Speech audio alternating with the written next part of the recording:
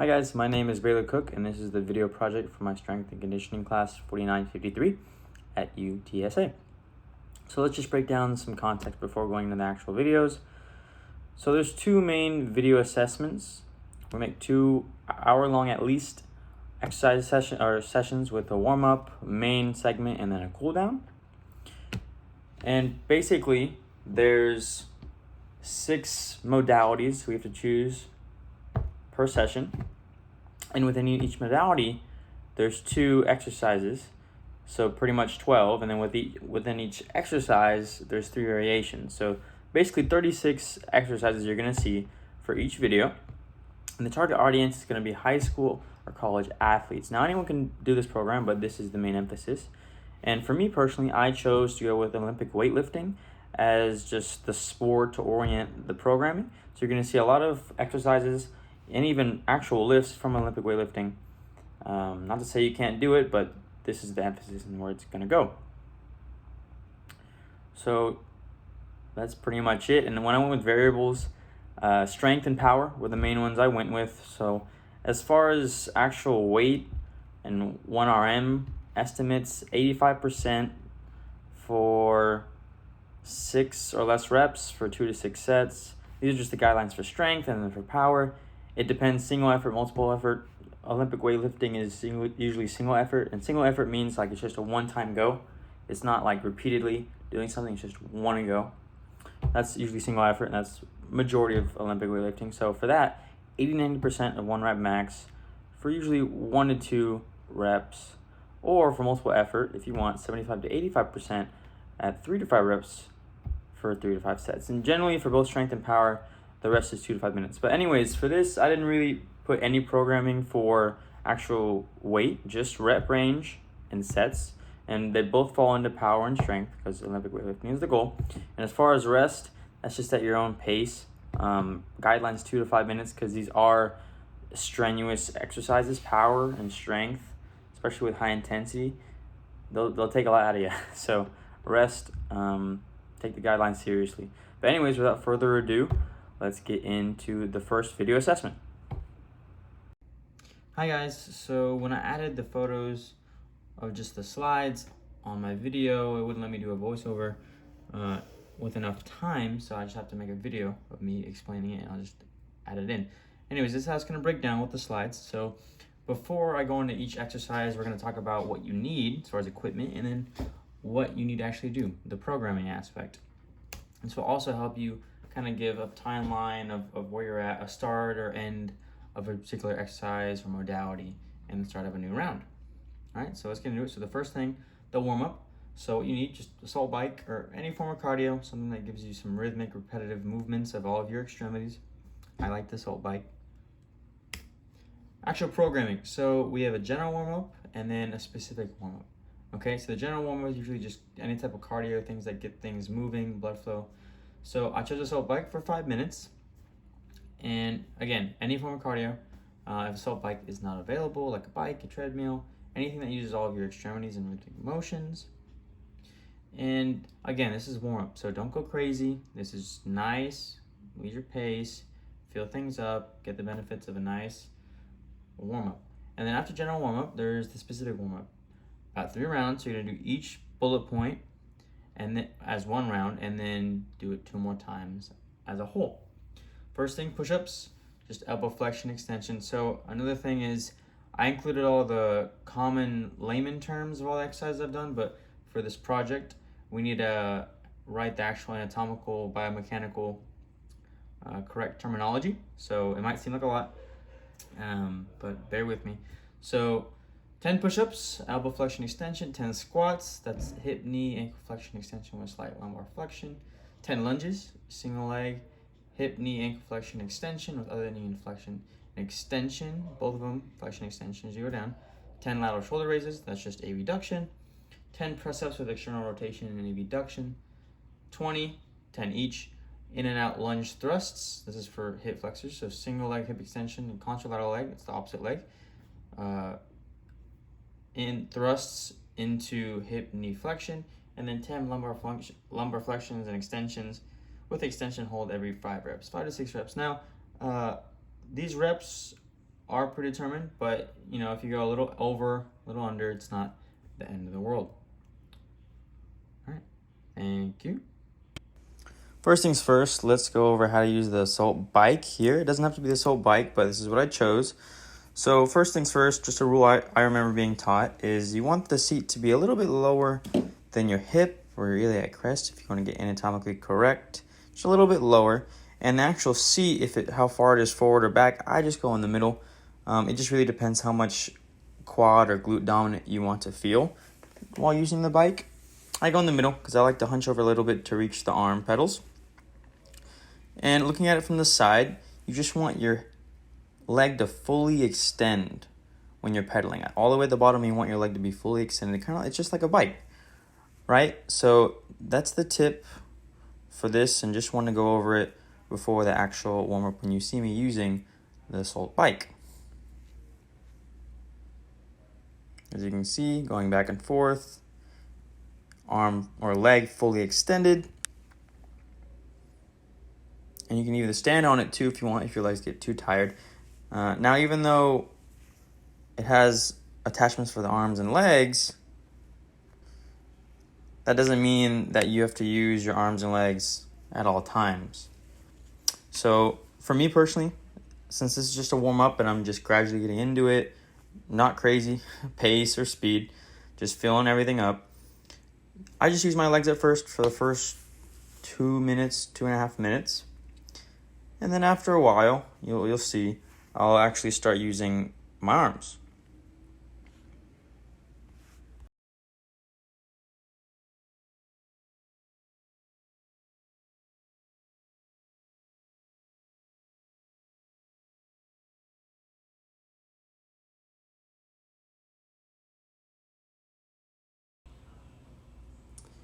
And there you go. Just using my arms back and forth. It's kind of like running, just opposite limb movement. The actual bike will guide you, so you can't really go against it like a free weight machine. It's a predetermined range of motion.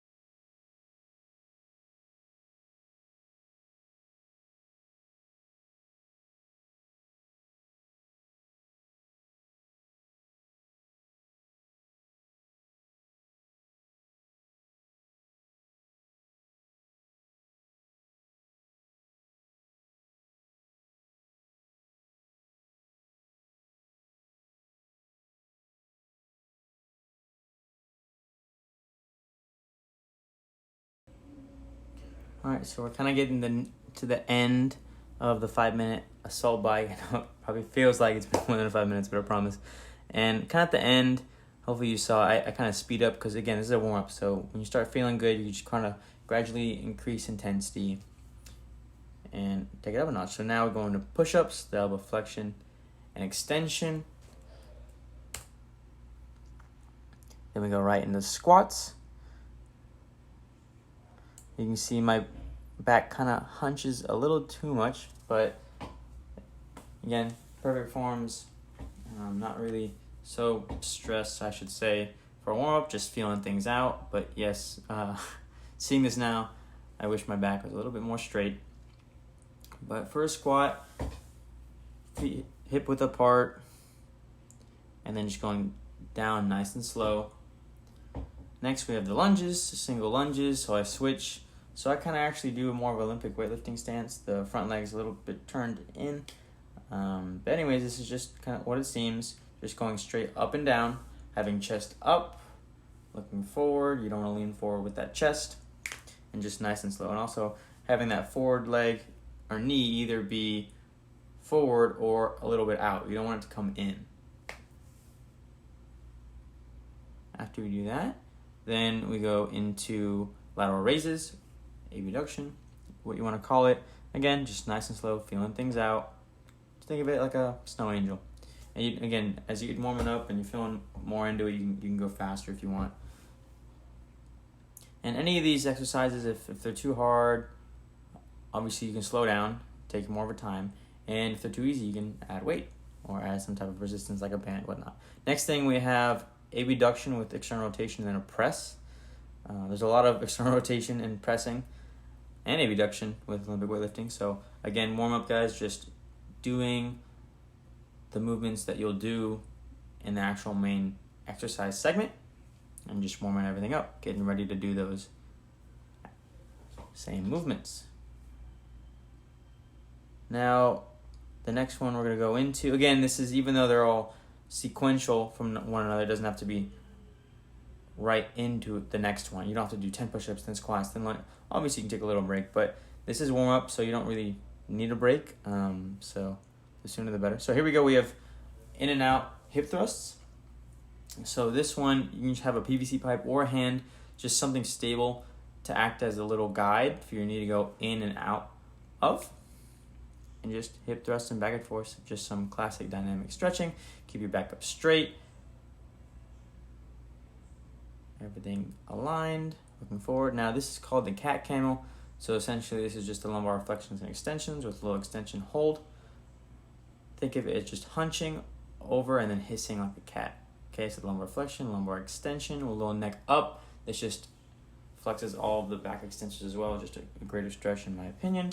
And you're in a quadricep position, so basically your arms underneath your shoulders and your knees underneath your hips. Now again, I just held it at that last extension, the 5th rep or 6th rep. If you lose count, it's fine. I lose count sometimes. But the last one, you want to hold it like here, and I hold it for about 10 seconds. Now these are the second round, and then the third round after. So again, push-ups, want to have normal alignment, look a little bit in front of you, a couple inches in front of you, so your neck is aligned with your back. Then you have your squats. Now I also do this little hip thrust movement at the top just for a little extra hip extension, knee extension, just to get those glutes and hamstrings firing a little bit more. That's just something I do personally. That doesn't mean you have to do it, but you're more than welcome to. Have my hands out just for balance. And again, your shoulder width apart, feet a little bit out, and then it's like sitting in a chair. Next, lateral lunges. Again, knee over toes. They can go slightly above the toes. There's nothing wrong with that. Some people have longer limbs and they have to. Shorter limbs, you don't. But main thing that's important is keeping the chest up, looking forward, and you're going straight down. You don't want to go forward or back. You're just going straight down. And if your knee goes over your toes as a result of it, so be it. All right, so we switch legs. Do nice and easy 10.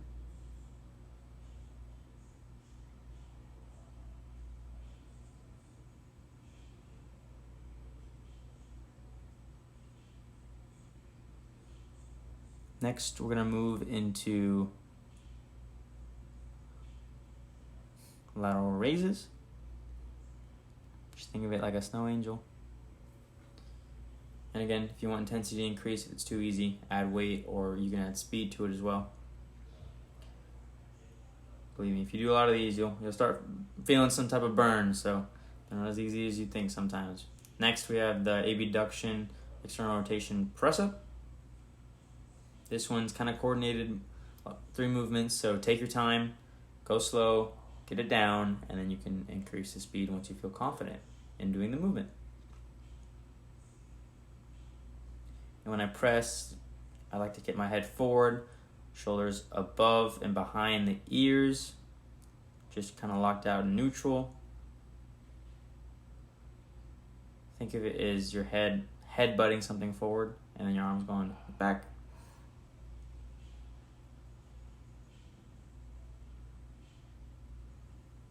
Then we have the thrust again with the hand or pipe, whatever you want, going back and forth.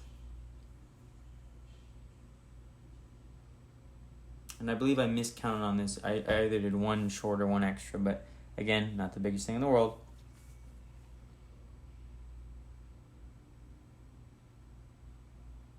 Nice exaggerated hip extension.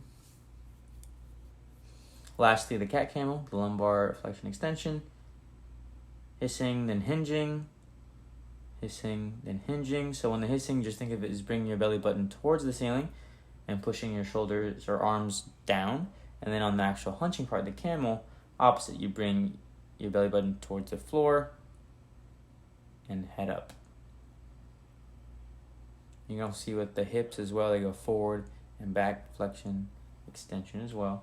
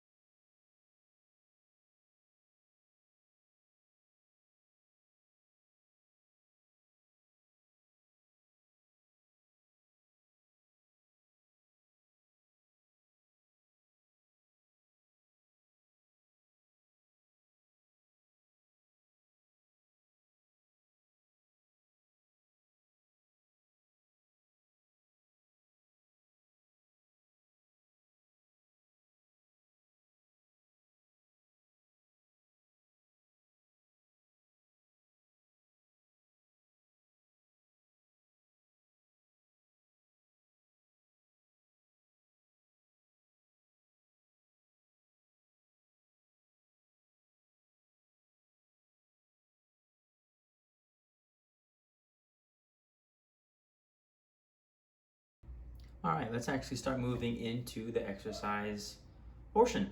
So the first one we have, I ordered them 1A, 1B, the A and B, because for the first video assessment, there's an upper body and lower body. So upper body is A, lower body is B. So first one we have modality resistance training, and I chose barbell. And so what you need, barbell, weighted plates, obviously if you want to add weight, safety clips anytime you use weights, and a bench. So what are we gonna do? So what we're gonna do is barbell back rows. What that is just elbow flexion with scapular retraction, slight lumbar flexion, hip extension, knee extension. This is more just the posture. The actual movement is the elbow flexion and scapular retraction. But anyways, with slight bend and aligned upper torso. First thing we got, Penley Rows. And the sets generally are gonna be 3x5, again, power strength. But Penley Rows, what are they? Elbow flexion with scapular retraction and lumbar flexion. Okay, and this is kind of an exaggerated lumbar flexion. You're all the way down, pretty much. You're parallel with the floor. And then you have hip extension and knee extension with slight bend and aligned upper torso, like a barbell row. And then next, moving on, single arm bent over rows. So landmine press setup, this is basically, there's this little metal tube where you can put the barbell in, and this just makes it very easy for you to move it around. Usually they're connected to the actual safety rack themselves, or they have their own little place. They're their own little machine if you want to go look for them. They kind of look like a baseball mat, and then they just have a little attachment on top of it. But anyways, before I ramble on, put it in the landmine press, you put it in there, and then the movement is single elbow flexion with scapular retraction and lumbar flexion, hip extension, knee extension, slight bend, aligned upper torso. It's kind of like the same thing, just this lumbar flexion is slight, it's not anywhere near the Penley row, and it's using one arm, and you alternate between the arms. So that'd be left 5, right 5, that'd be one set. And then moving on, you have prone, bent over bench rows, 3x5. So it's ideal if you have a bench that doesn't have anything underneath, so you can actually put the bar under it and then lift it up with enough range of motion.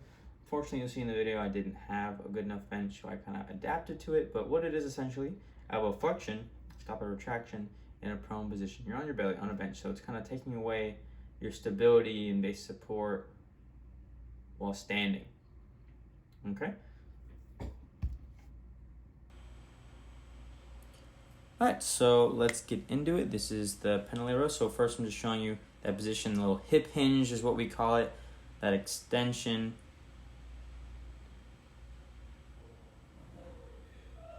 Of the butt, basically the butt going back, lumbar flexing over, slight bend in the knee. Kind of an essential movement in a lot of movements actually, I should say, like a squat for instance. But anyways, what you saw is that arm flexion, scapular retraction. So even though you are using your arms, this is mainly for your back. So that scapular retraction, you want to squeeze your scapulas together. So first, let me just show you the bent over row, the main exercise. So keeping that hip hinge, so the butt slightly back, knees slightly bent, upper torso straight up and aligned. And all you just saw I was rowing with my arms. Obviously, you're going to feel some biceps because it's elbow flexion, but again, you want to feel your actual back muscles. It's the retraction of the scapula. Think of it as holding a pencil between your scapulas. If it's too hard, obviously, ditch the weight. You can just do the movement by itself. There'll be plenty. Isometric contractions, or just doing concentric eccentric without weight, you'll still feel it, I guarantee it. So let's actually move into pendulum. So I know you can't really see it, but the feet positioning, that's just hip width apart, just standing pretty much. And then my actual grip, it's, if you think of it, a bar that has a nylon, there's a smooth part in the middle, very most middle, and then it goes to the rough. Basically, you're gonna have the same grip. It's always gonna be a closed grip anytime you're working with a bar. You don't want to slip. But basically what it is going to be like a bench press. So basically, if you think of it, you put your thumbs on the bar, touch the smooth part, and then your knuckles are on the hard annihilated part. And that's basically your grip. Just think of it as putting your arms next to your hips, if you will. But so yeah, we have 3 to 5 sets. So take a rest. Again, strength to power, it's 3 to 5 minutes rest. It's pretty strenuous. So take all the time you need. But anyways, what it's gonna be like is the bar is gonna be on the ground. You can see my back is aligned, looking a little bit up with my neck, but back, and nice and slow. So anytime you're moving with pretty much a lot of exercises, unless plyometrics or power or speed, this is more strength. You want to go slow and controlled. You never want to bang stuff. You never, equipment, you can break. So, and they're expensive too. So just taking a little break. Second set, one more set to go.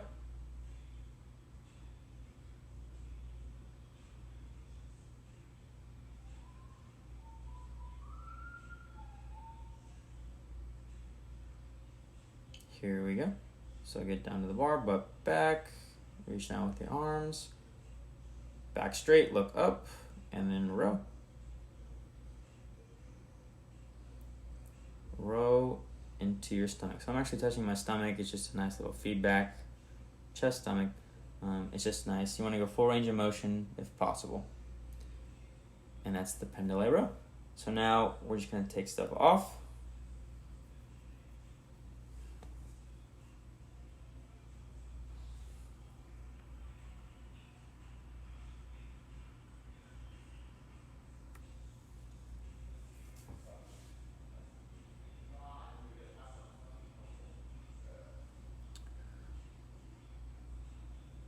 So I know you can't see it. It's on the other side of the rack.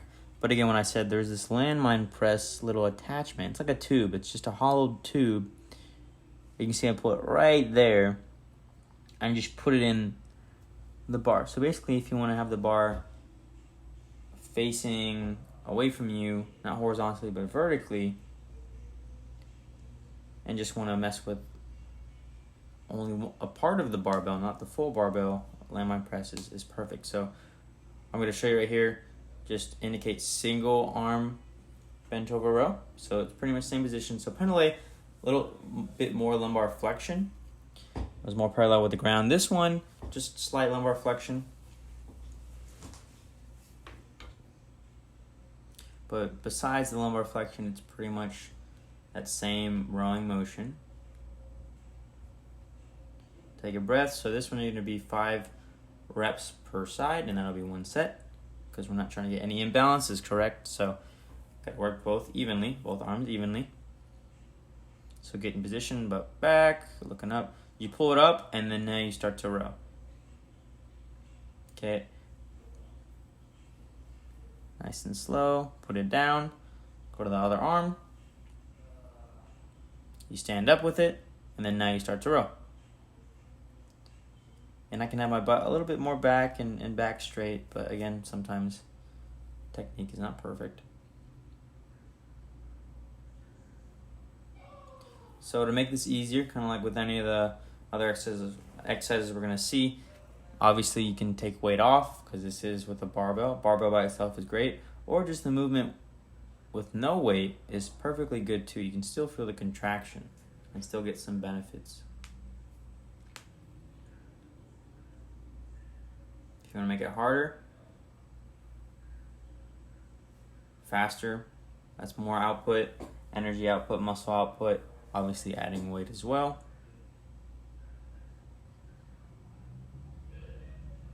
Or you can grab the barbell further down, so it's a longer resistance arm, just biomechanics. You just have to, it'd be a little bit harder, probably a lot harder to lift up. As you can see where I grab it, I'm actually close to the weighted plate.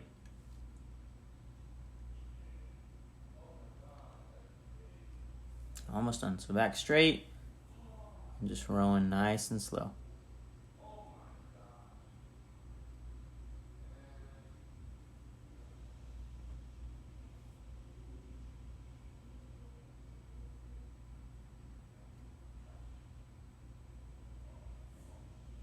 You don't want your elbow to flare out, kind of tight and in to your side.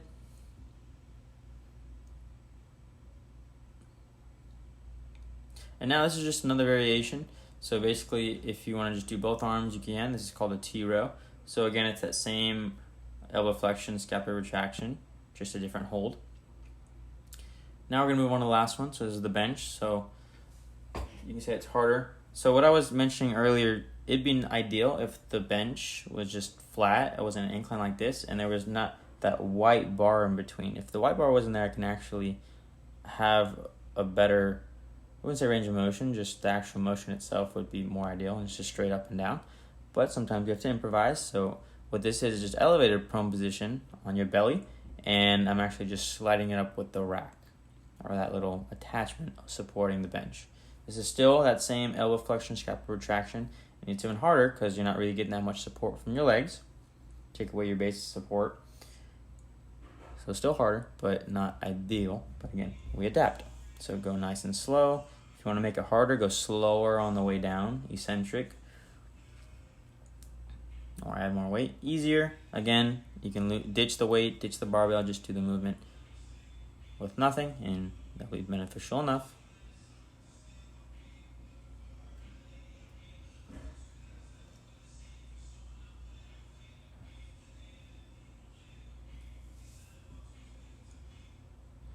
Okay, so moving on now, exercise 1B, the lower extremity resistance with the barbell. What do you need? Same, barbell, rack, safety clip with safety bars. This would be nice having a rack, and weighted plates. Now what are you actually gonna do? So barbell back squat, what that is, hip, knee, ankle flexion, and then extension coming way up with slight lumbar flexion, chest coming down. But you wanna look up and get those shoulders back. So first thing, heels elevated back squat. So I chose 25-pound plate. Thickness differs with the different weight sizes, so keep that in mind. The more elevated your ankles are, the more quad dominant the exercise is going to be. Anyway, same 3x5 rep range. What this is, so hip, knee, ankle flexion and extension, slight lumbar flexion with ankles elevated. So kind of in the plantar flexed position already. Next we have paw squats, 3x5. Same as the other squats, just hip, knee, ankle flexion, extension with slight lumbar flexion. Only difference is you have a 2-second pause at the bottom position.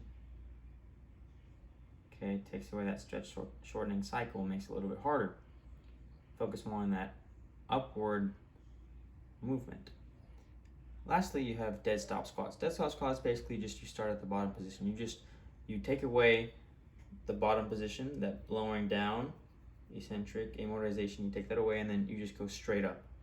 So you start all the way at the bottom as low as you can, and then you go up. So start at bottom position, bottom portion, then hip, knee, ankle extension, and then you bring the bar back down by flexing all of those parts with slight lumbar flexion. Okay, let's get into it. So first things first, safety racks, you need them, absolutely need them. And first I'm just gonna show you how to squat. So knees slightly out, hip hinge, butt back, chest forward. You wanna use your legs, use those glutes. So sitting back and coming up, flexion and extension. Just want to show you the feet position, hip width apart, feet slightly out, better for hip mobility. Going down, now parallel or all the way to the ground. It's really up to you. There's not really a big difference. Whichever more comfortable with your mobility, either or is fine, parallel all the way to the ground. So first things first, again, have safety racks, put them in a position that's where your most bottom position is. You step away, little position. So we're just doing some regular squats here, just gonna show you how to do it. So this is the high bar form. So putting it right up on your traps, your trapezius muscles, just makes like a natural shelf when you squeeze them back, elbows back. Just a nice little shelf. I don't personally like low bar, but that's another option. For this program, I did high bar. So what you're gonna need, that 25-pound plate that I talked about earlier. So you're gonna have your heel on the back of it and just forcing your leg into plantar flexion. This is gonna put more stress on your quads when you do the actual squat. So you're gonna get in the same position underneath the bar. You're gonna stand up and then you're gonna carefully backpedal on to the plates. So make sure the plates on the bottom are even when you're stepping. Get under the bar, hip width apart with the feet, you stand up. Always close grip. Stepping on the plates. No, you can't really see it, but anyways, then just like a regular squatting movement, going down, coming up.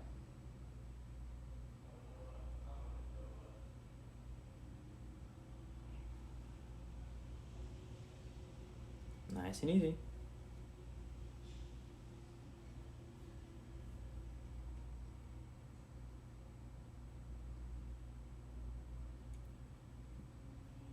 Just resting for another set.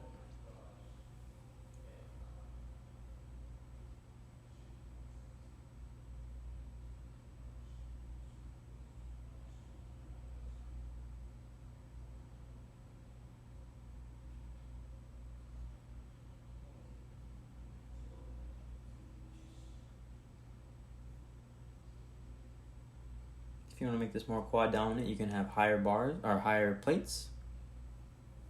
If you want to make it harder, you can go slower or add more weight. Make it easier again, no weight. Just going through the movement with body weight. It's perfectly fine.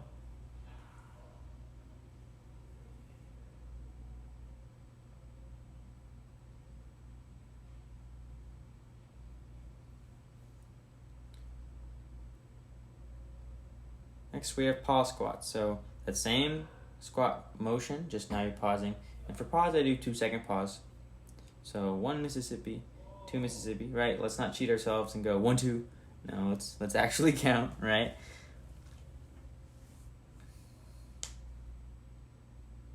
So to increase again, more weight, or you can have a more lengthy pause at the bottom. Make it easier, obviously less weight. And do a bodyweight paw squat. That's a nice regression. But here we go. So stepping back, feet hip width apart, knees slightly out. Start with the butt going back, and then just sinking in, sitting down. Flexing the knees and hips. So just counting when I go down. So 1, 2, and I go up. 1, 2, go up. 1, 2.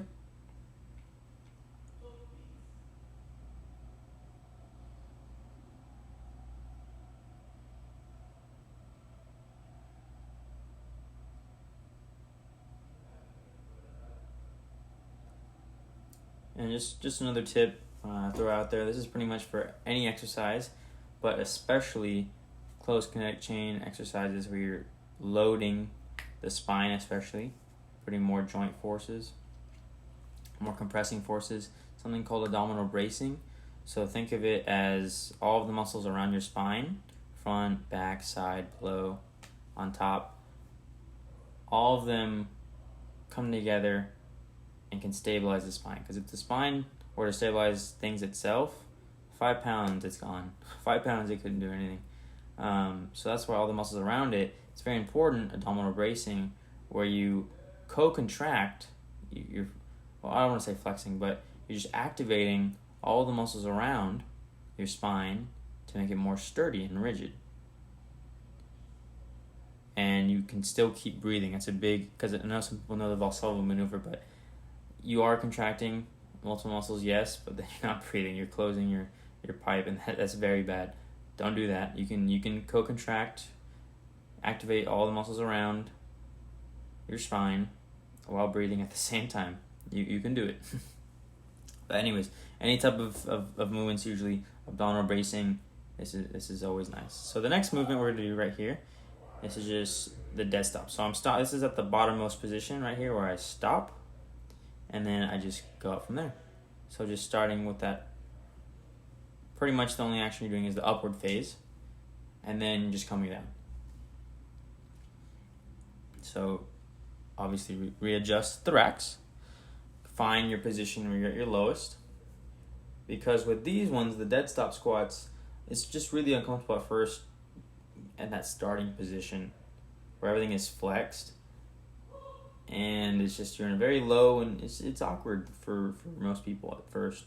So it's definitely, you know, tinker with the racks and what height best fits for you if you have mobility issues and whatnot.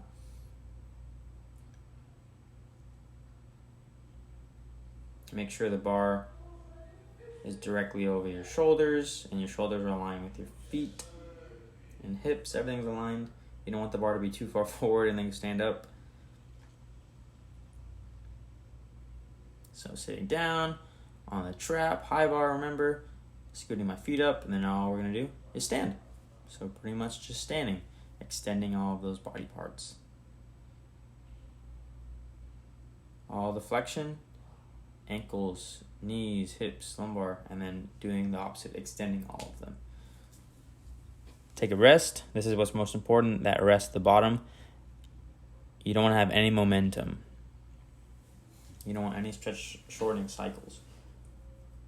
So you stop, and then you go up. And then obviously you go down, watch your head when you go under, and you rest. Make it harder, add more weight. This would definitely make it harder. And also when you're coming back down, you can go a lot slower. That's just for extra credit if you want. And then let's just say mobility is a problem. Obviously you can raise the racks. Doing this position in a quarter squat, half squat, I mean, that's good enough. It's better than nothing, right? There's studies that show quarter squat alone is great for power and jumping, so it's okay if you have mobility issues and you can't get that low. You can raise the racks higher.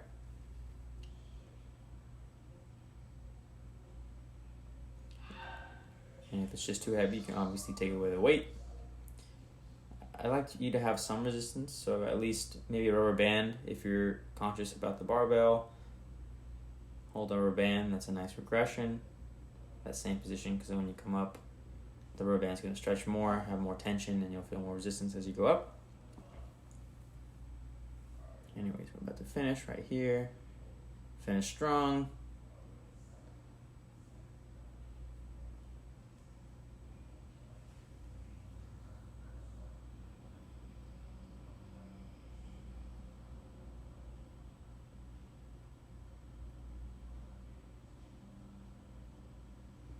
Taking rest, 3 to 5 minutes. Again, this is, even though that's only 10 kilograms on the bar, so 30 kilograms total.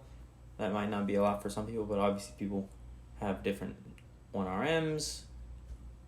And besides, even if you're not a lot of weight, don't have a lot of weight, these movements are quite strenuous, so take that appropriate rest.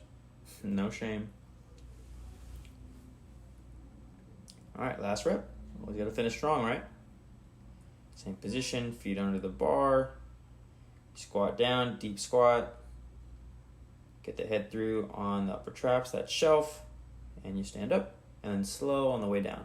We're not coming down with a crash. Slow down, stop, pause, go back up. Remember, no momentum. Each rep is a new rep. Stop, totally stand still, then come up.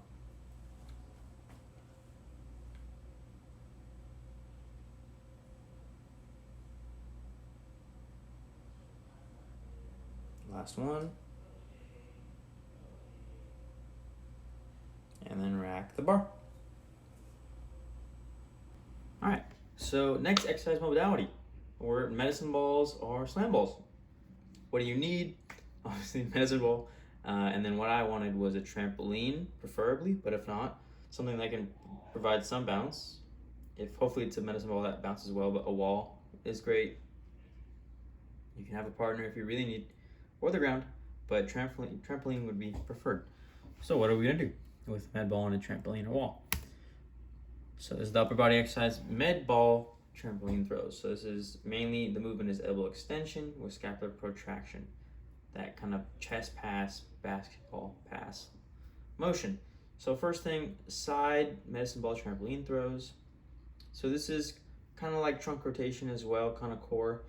Arms to the side, and then you do the elbow extension, scapular protraction, and again, rotational twist. Go 5 per side. Next, we have seated med ball trampoline throws, 3 by 5. So it's the same thing, elbow extension, scapular protraction, just now you're in a seated position. Take away that leg stability. Even though your knees are flexed and on the ground, you're not standing.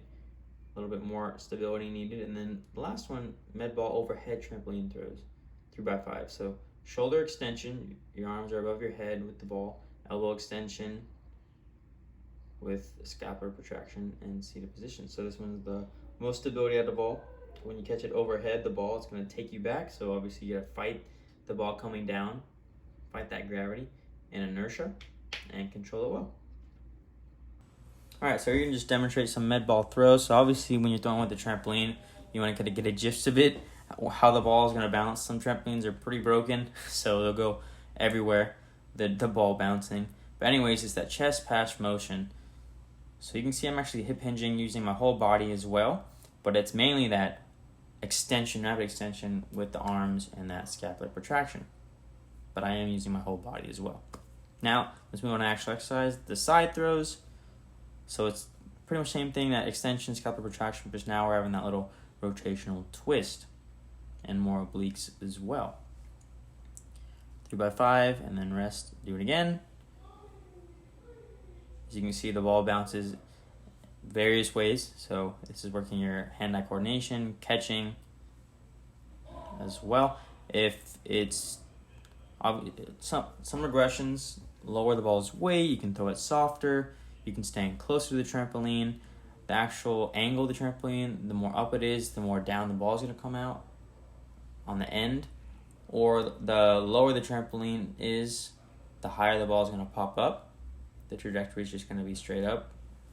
So these are things to put in consideration. Like you see, just testing it out, testing out the trampoline.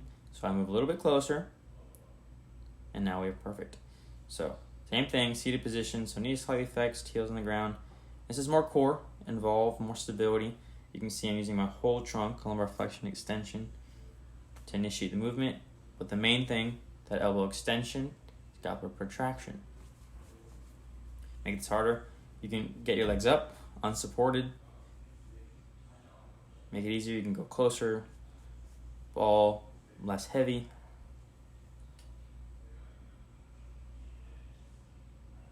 If the catching is too hard on you, then you can just simply use the wall and throw it out the wall, and then regroup yourself, get in the same position and do it again. Here we go, the last set right here. Boom. So this is, power, strength, so the faster the better, but again, it's fine. That just movement in itself, regardless of the speed, is great. So now the last one, that overhead throw. So you can see it takes you back even further because you're catching it above and behind you. So it's more of that stopping motion and absorbing motion that you're going to be needing. More shock absorbers, eccentric muscles are going to be used to stop that ball going over and taking you back, using more of your core. Throw it over, catch. Throw it over, catch. Make it harder. Obviously, I can throw it harder, so the ball bounces back at a faster velocity. Have to make me stabilize my core upon catching it even more. Easier, just throw it lighter, or move closer.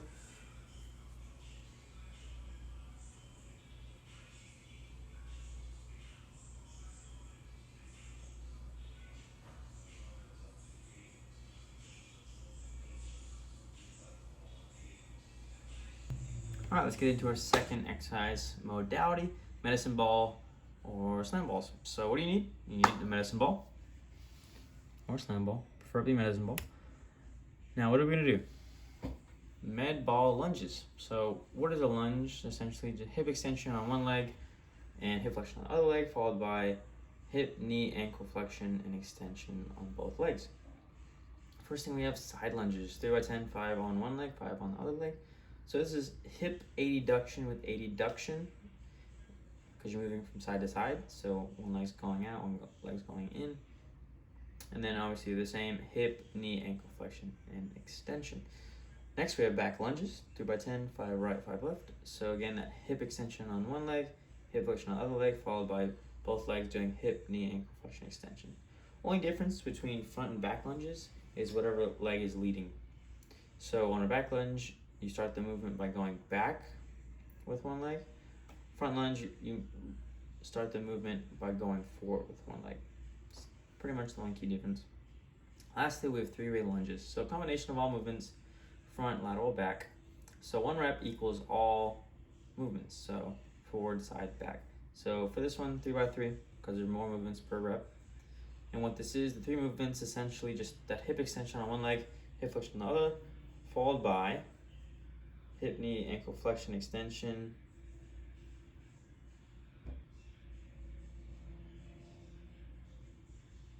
hip flexion on one leg, hip flexion on the other leg, followed by hip flexion, knee, ankle, and extension, and then hip extension on one leg, hip flexion on the other leg, followed by hip, knee, ankle flexion. So again, that's a lot of words, but just all movements together. Front, side, back. All right, so starting with the lunges, just gonna show a couple front lunges. So holding the ball, they're all pretty much the same, just in front of you, in the chest, close to your body, kind of like a front squat. But right here, now we're gonna go into the actual set. So this is side lunges. So kind of like I said before, personally what I like with the side lunges is I turn out the non-leading leg. A little external rotation just opens up the hips, easier for me. Take a nice big step, go down. So it's that same kind of lunge with the leading leg, it's just that back leg is turned out and extended. And try not to let your core drop too much with that ball. So benefit of having that ball in your chest makes you use your core, stand up straight, don't let it make you collapse. Make it harder, you can go a lot slower, you can go deeper, obviously add more weight to the ball. If this exercise is too hard, you can take the ball away and just do the motion without. You can have a smaller step, so the lunge would be less range of motion, you don't have to go down as much.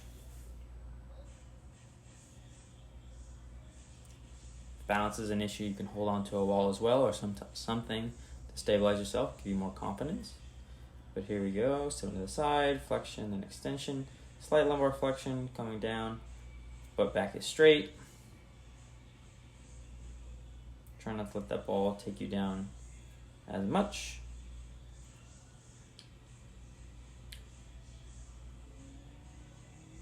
All right.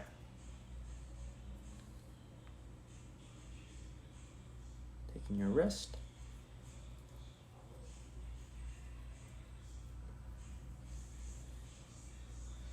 Getting hyped up, get a little claps in there.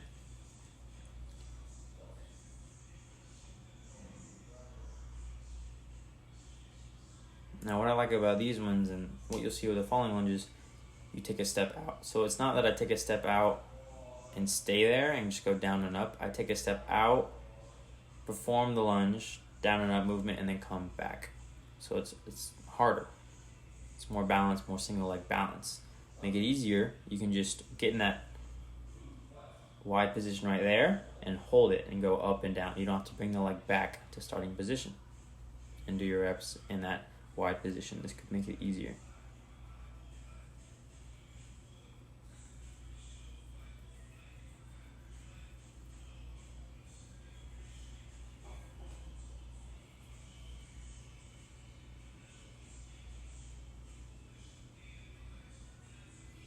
Check your surroundings, obviously. Anytime you go back, side, front lunge, because you do big steps. Make sure nothing's behind you. Don't want to fall. So this one, again, it's that same hip flexion, hip extension, one leg, the other leg. Only difference between front and back is the initiated movement is going back. Now trying to have perfect 90 degrees with both legs, both perpendicular.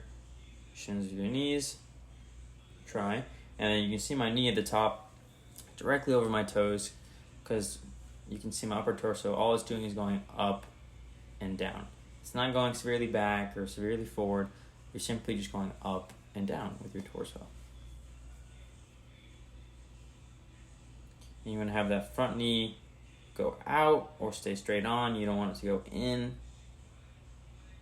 Same with that back leg. You want to have a straight foot. Don't want it to collapse. You can see mine collapse a little bit. Sometimes the surface is slippery. There's other variables you can't control, but it happens. Chest up, going straight down. And not touching the knee to the ground. We want to reset We don't want to rest at the bottom.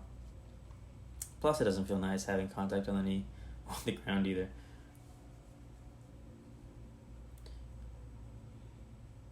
This is too hard. Obviously, some things you can do. You can do less of a range of motion, so you can just do a quarter squat or half squat or lunge, excuse me. You don't have to go for a full range of motion. The step back doesn't have to be as big. You can get rid of the ball, less weight.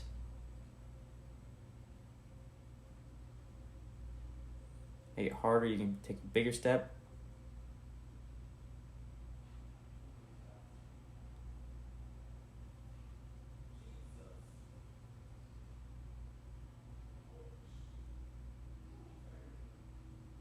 Now we have the 3-way lunge, so it's the forward, lateral, backwards.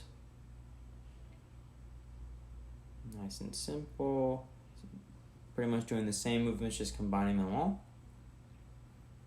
Nice, slow, and controlled.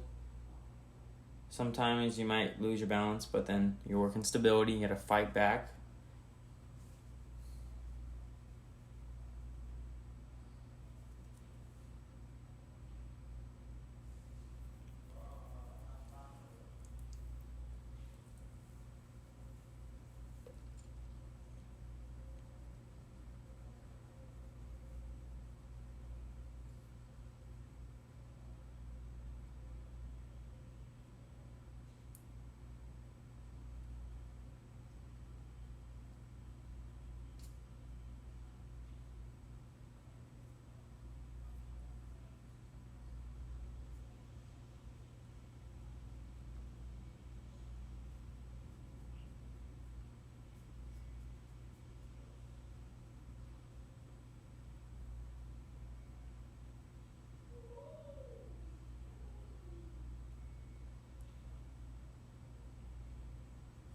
Another way to make this a little bit harder, you can have different placement of the ball while holding it. You can have it further away from your body, so extend your arms, or you can have it overhead.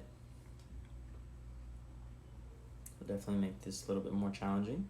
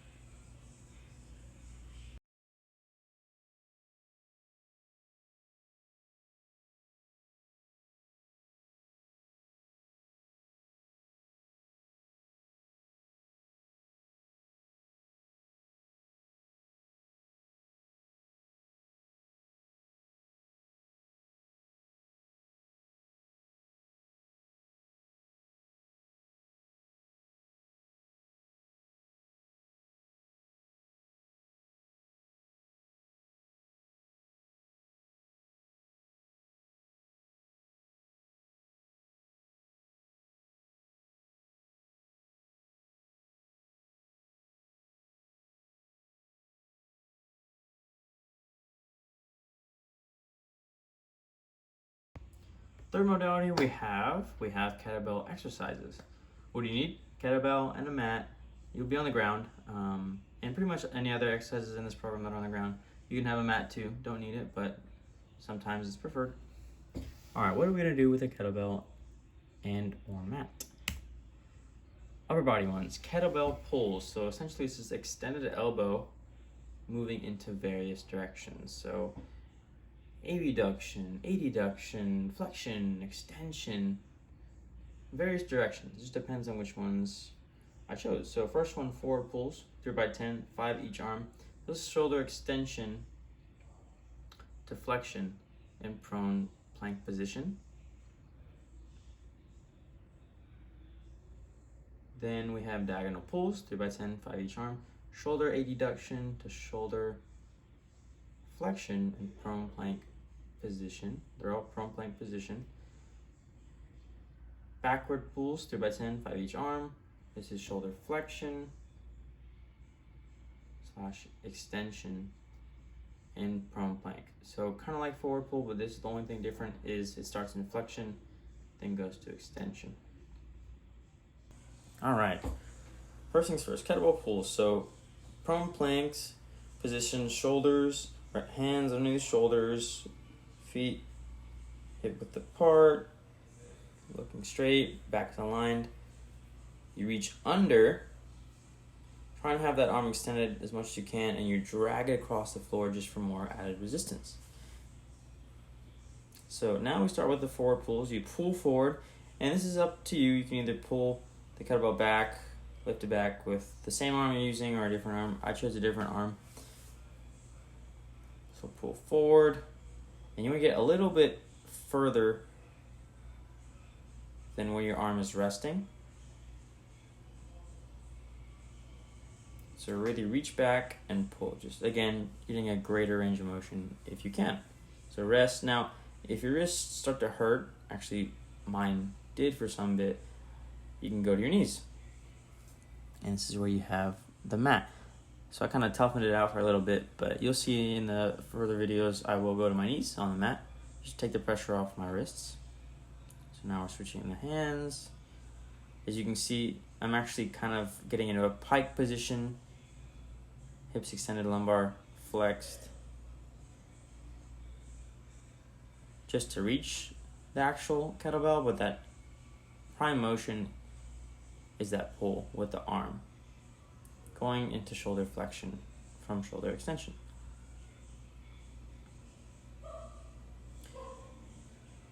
Make it easier. Again, go on your knees, lighter weight.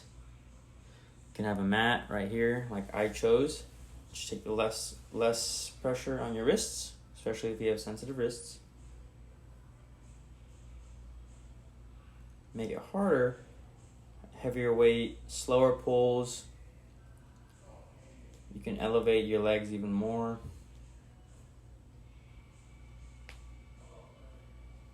Go single leg even. So there's different ways to make it harder and easier.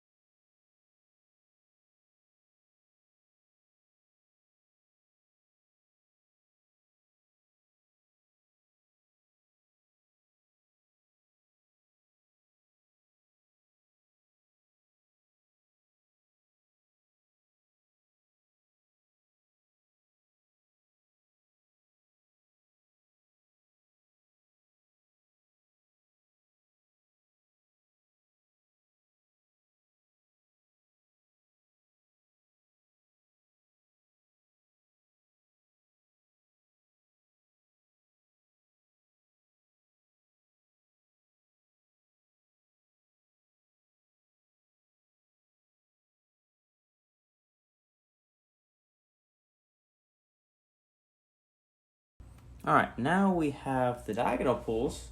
So that's shoulder adduction starting to shoulder flexion end range. Originally I put prone plank, but again, you can go on your knees too with the mat, take pressure off your wrists. Same as before, make it harder, more drag, slower rate, heavier weight. Kind of start the kettlebell a little beyond you. So behind, the further behind, the more you have to reach, the greater range of motion you have to produce in whatever direction you're pulling.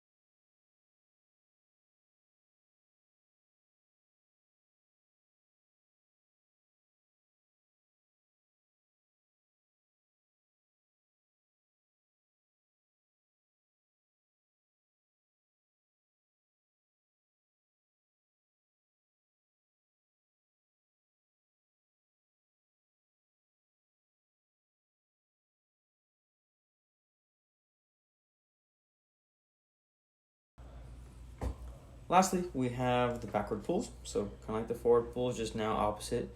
So you start with shoulder flexed and then go into extension with that pull. Try and keep the arms extended if you can.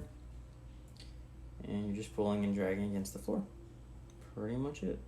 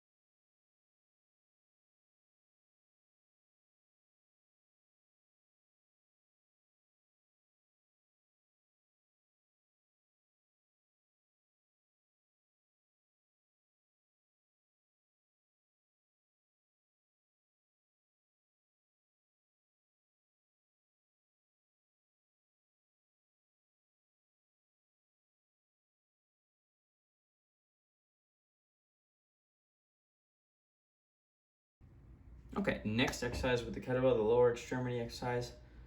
What do you need? You need just a kettlebell. Plain and simple.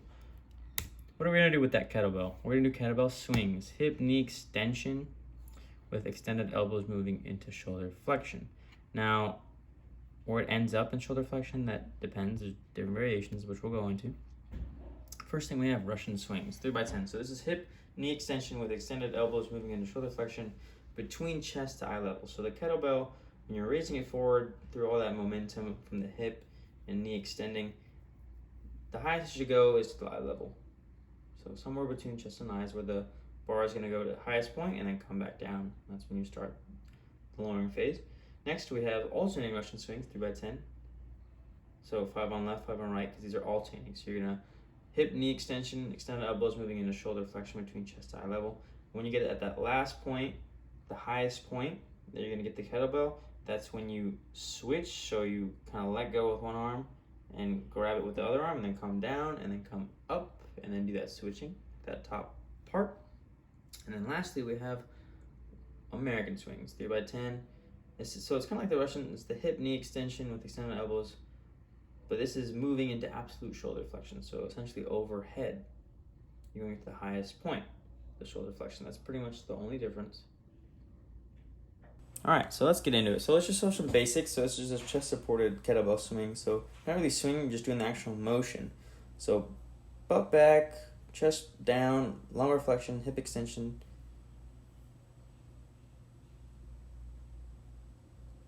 knee extension, but you can have some knee flexion, some bending. But anyways, it's kind of like a pendulum going back and forth, back and forth. So you want to be explosive with this. Use a stretch shortening cycle, eccentric, eccentric, amortization, concentric. So that's pretty much the movement. Now feet are just hip width apart, if not a little bit wider. And how you're grabbing the kettlebell, you grab it both hands together, close grip, and the kettlebell will be underneath your legs. So you start, the kettlebell is before your legs, then you stand up just like I did. And you swing back and forth. Now the main generator of power are your hips and knees. It's that flexion to extension that uses all the power, generates all the power to swing that kettlebell. You're not really using your arms or shoulders. You're just guiding the bell with your arms and shoulders. So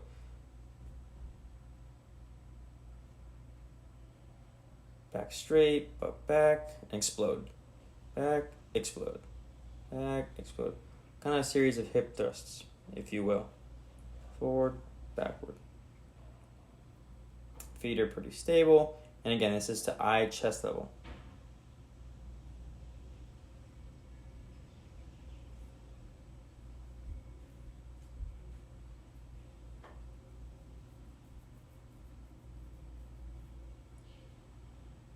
Last set, finish strong.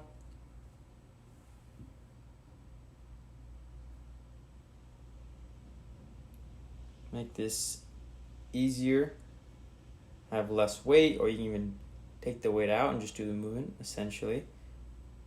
Or you can just go through it very slowly. You wouldn't get the bell as high, but be less strenuous. To get it harder, obviously you can go faster, have more weight, or when the bell's coming down, you can go slow. You can stop it. You can stop it from just free falling. You can actually control it on its way down. It can make it harder. You can narrow your base of support, make it harder, or widen your base of support to make it easier.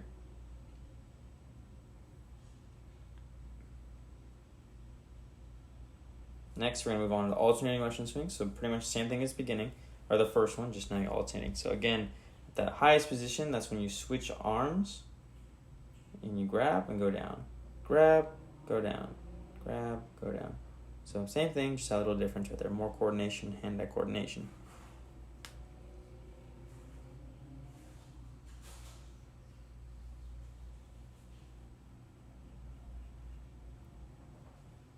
Down and up, down and up. It's all about that hip snap. Boom, boom, that extension.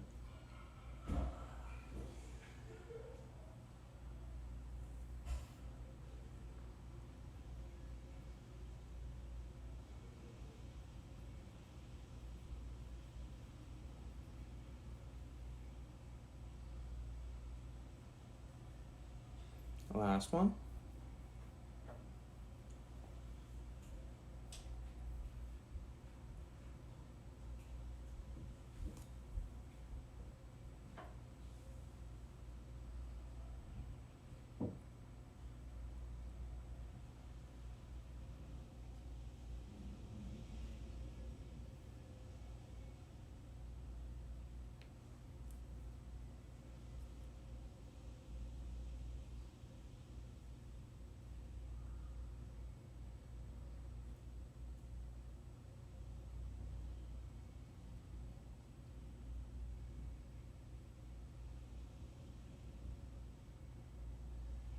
Okay, so now it's the American swing, so pretty much like the Russian just now, overhead. You're guiding that bell and the momentum of the bell all the way up.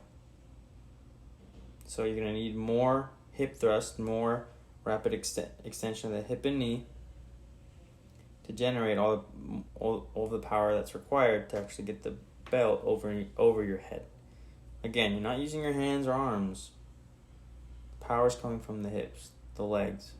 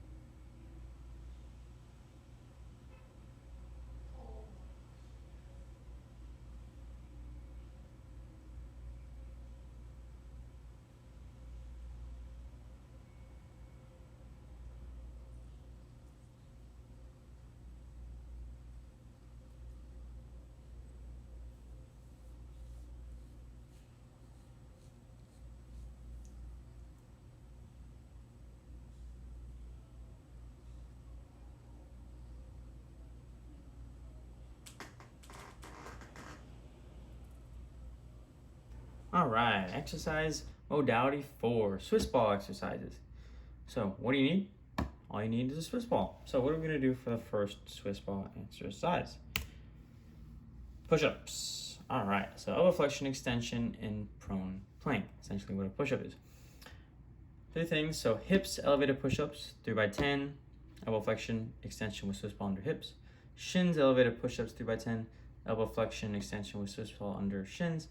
Feet, elevated push-ups, 3x10, elbow flexion and extension with Swiss ball under feet. So essentially they're all the same, it's just where the ball is supporting you, what's being elevated. So the further the ball is away from you, the longer the moment arm you're making, essentially for biomechanics. So you have to use more force for a longer lever, a longer moment arm. So hips are quite easy because you just have your upper body pretty much. But now with the shins, you have to have the weight of the hips and the upper body. And then with the feet, it's the shins, hips, and upper body you have to account for. So they're all adding more resistance the longer you make yourself. Okay, so here we go. Swiss ball push-ups. Again, like I said, hips elevated. So be careful with the rolling, with getting on the ball. It can be a little dangerous. So hips elevated. The balls are underneath, shoulders are underneath, or hands are underneath your shoulders, excuse me. Looking a little bit forward with your eyes, just to make sure your back, head, and neck are aligned. And you're doing push-ups. So flexion and extension.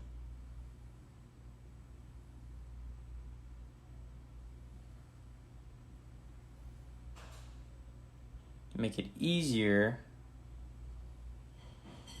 you can have a little box underneath so the range of motion wouldn't be as bad. Make it a little bit more intense. You can lean more forward, or put the arms further back so you can have more emphasis on the shoulders. You can go slower as well. Make it easier. You can widen your hands, bigger base of support. Harder, vice versa, narrowing your hands, so less base of support.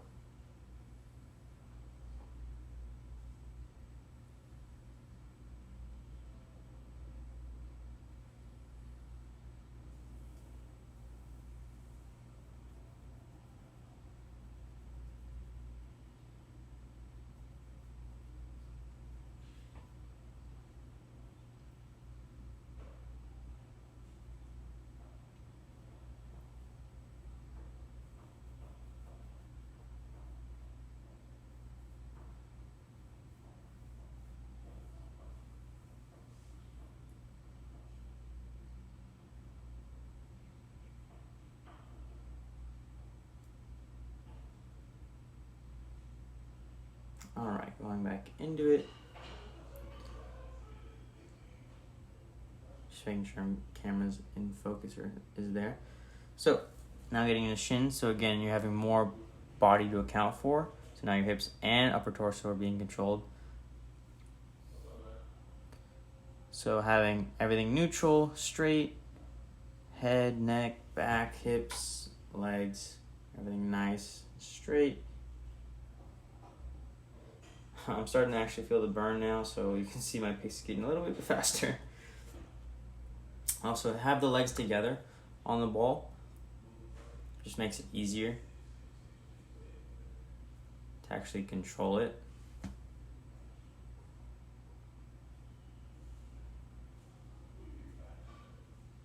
Theoretically, having the legs wider out could have more base support, but it's less contact area.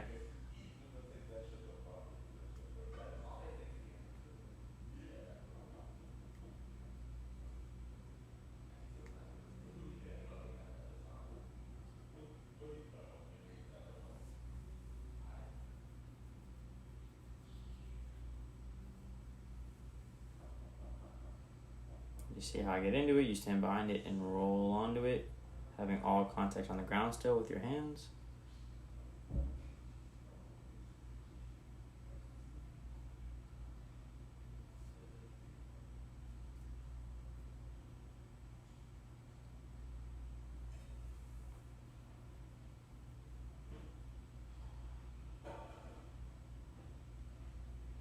If you got a higher ball, that'd make it harder.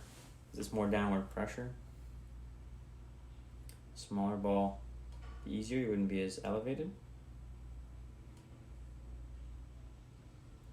Also, you can have a partner hold your legs too if you still feel unconfident with the Swiss ball.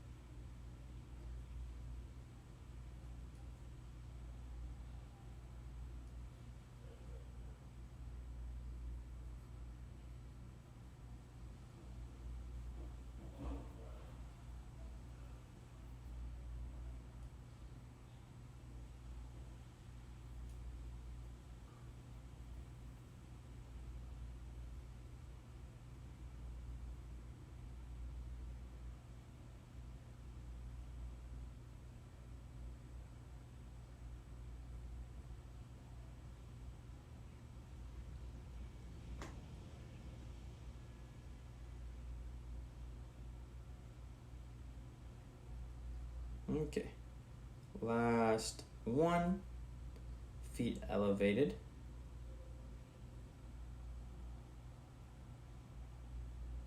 Same thing now, just using your whole body instead. If you want to make this harder, you can actually go on the toes of your feet. I'm actually on the front part of my feet, the whole laces. But if you want to make it harder, you can be on your absolute toes.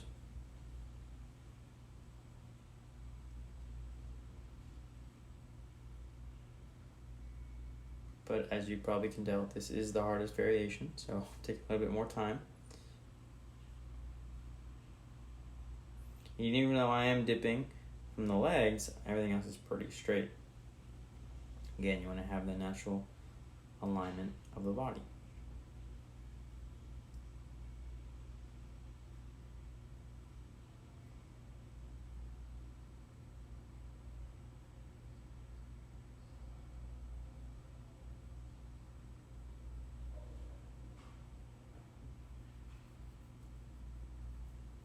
Last one. Let's go. Finish strong. Let's go. Let's go.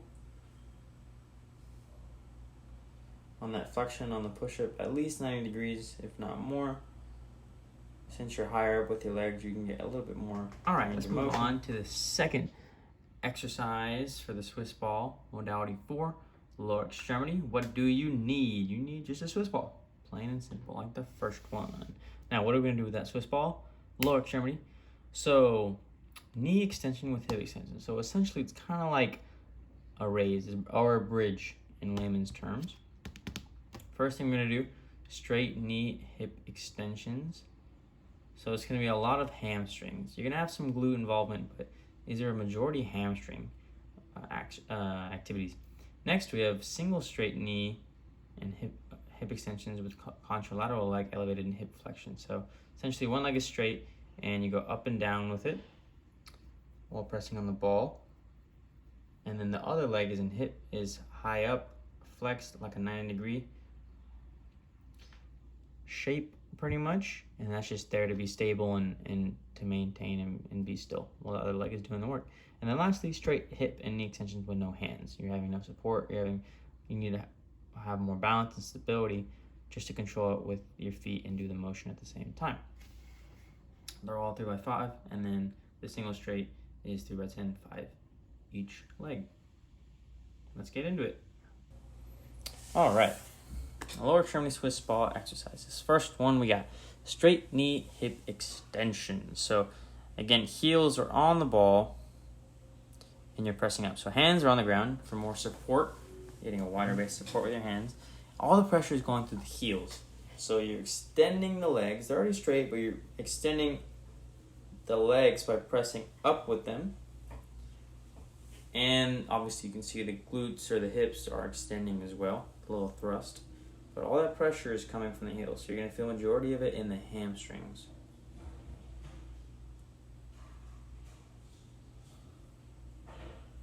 Even though it looks like only the glutes or the hips are moving. Make it harder, you can go slower. With the concentric and eccentric movements, you can hold it at the top. It's not fun. These exercises are kind of intense, I'm not going to lie. I was burning up like crazy feeling after doing these ones and during them, to be quite honest. Or you can just have one leg on the heel, which is actually we're going to fall into next.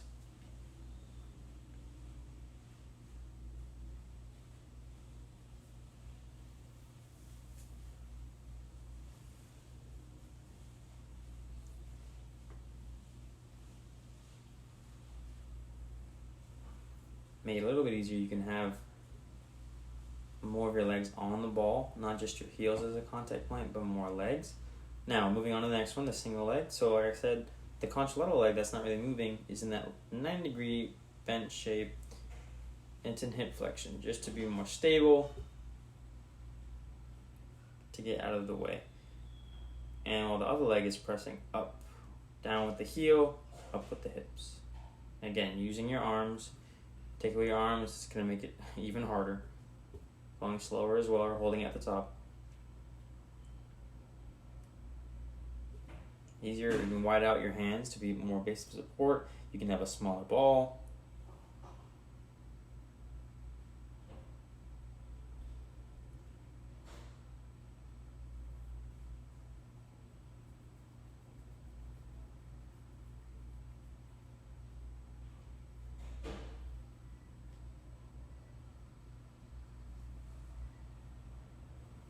Again, this is more hamstring and glute. Lastly, so kind of like the first one, straight leg, hip knee extension. Oh, sorry, miscounted.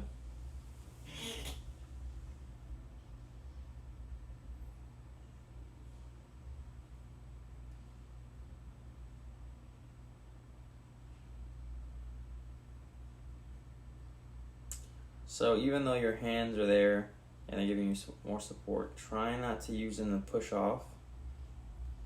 Try not to initiate movement with the hands. They're just there for support, not for strength and output. Again, you're using your legs, not your arms. and hopefully you can tell, but I am really feeling it. My hamstrings are on fire. Alright, I believe it's the last one now, if I'm not mistaken. Yes. So, no arm supports, so basically now your base support is a lot more narrow, it's just your back. And the only thing controlling you from falling is just your core and your legs, pretty much. And your stability, hopefully, it's great. And this definitely takes out your hands from even helping whatsoever.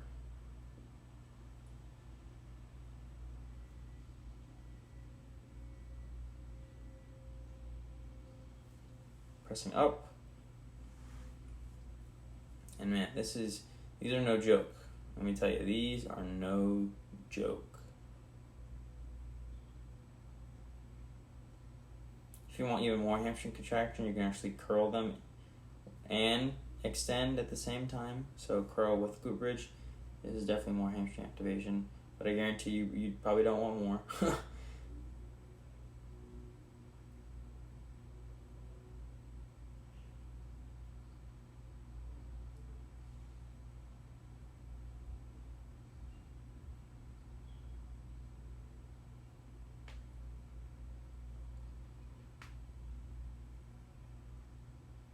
You can also do these same movements but on a sturdy object. So let's just say like a box or just a flat surface that's wouldn't move. This would make it easier, obviously, because you don't have to work with the moving object, in this case the Swiss ball. Alright guys, we're almost there. Hang on, you're so close. 2 more modalities to go. Good job, keep it up. What we got? So rubber band exercises, resistance bands, if you will. And what do you need? Just a rubber band. What are you going to use that rubber band for? Exercise A, upper extremity. We have pull aparts. So essentially what this is, extended arm retractions.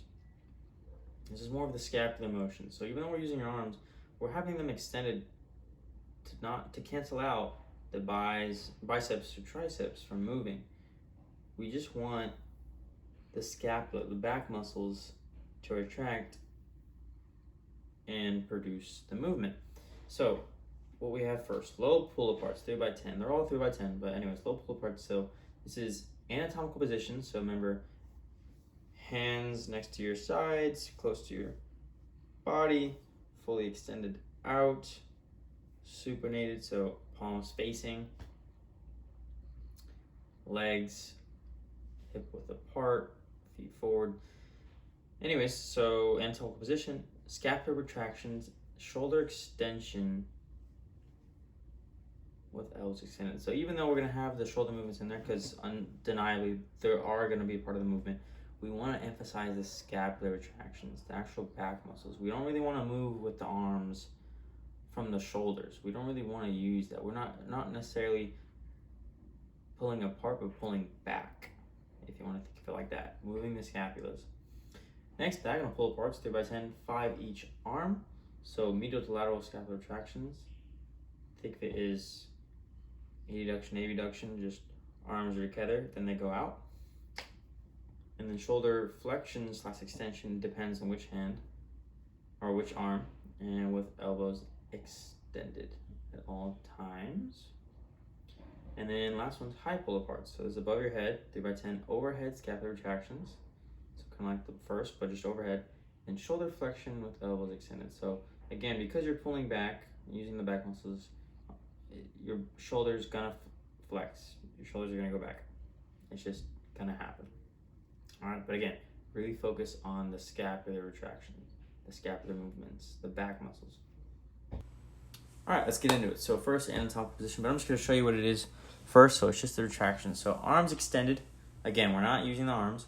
Lock them out, and then you're pulling back. All right, using the back muscles. Now with a resistance band, so things make it harder and easier. So the more outward you are, less choke you have, the easier it is. There's less tension. The more choke you have, the closer your hands are together, the harder it's going to be.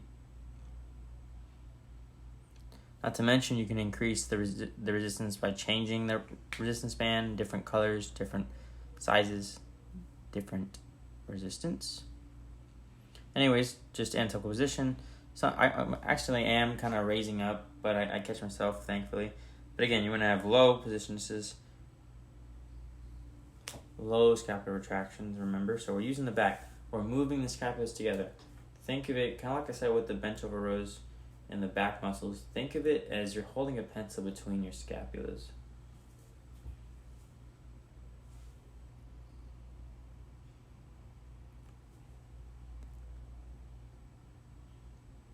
Back and forth, back and forth.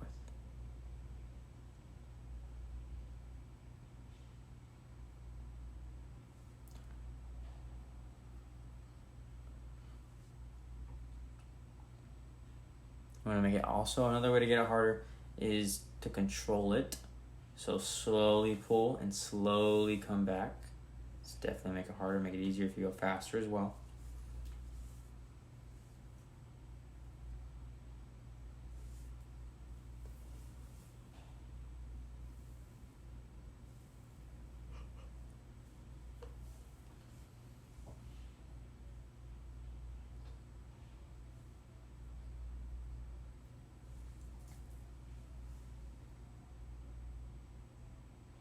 Yep, feeling the burn. These ones you'll feel it.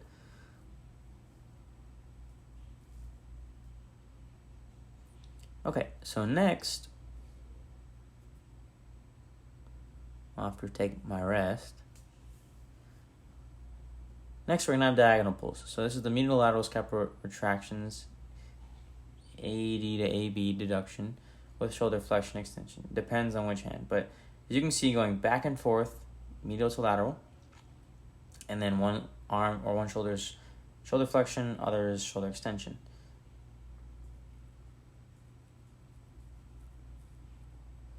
And again, we're moving the scapulas back. Canceling out the arms by locking them out. Using the back muscles to generate the movement.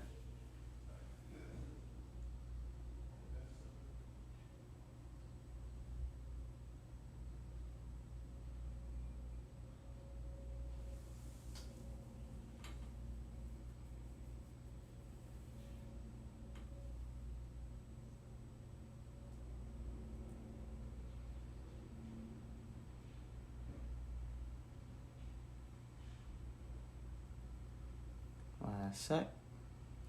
Gotta finish strong.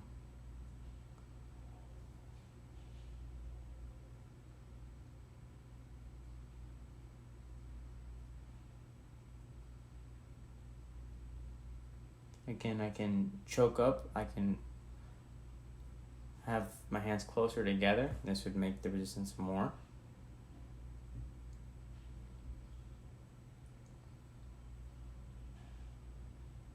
Here we go, we have the actual overhead.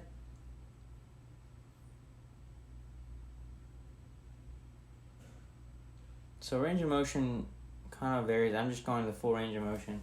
You don't necessarily have to go that far back. Ideal is, again, this is Olympic weightlifting for snatch, so this kind of mimics the snatch at the top part. So essentially just having your shoulders directly over your body. That's pretty much good enough. But again, as long as you're getting that scapular retraction and the back muscles are going, then that's what we want. Kind of forward you and then go back. In front, back. You can see right there, so the shoulders are directly over, if not a little behind the body. It's perfect for snatch. Arms back, body forward.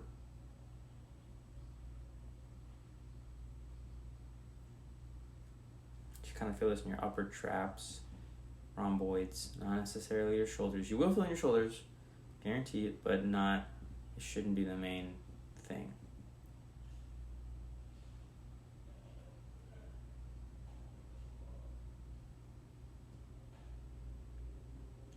Also just one-on-one with pull-aparts, controlling the movement. So remember I said making it slower can be harder, faster, easier.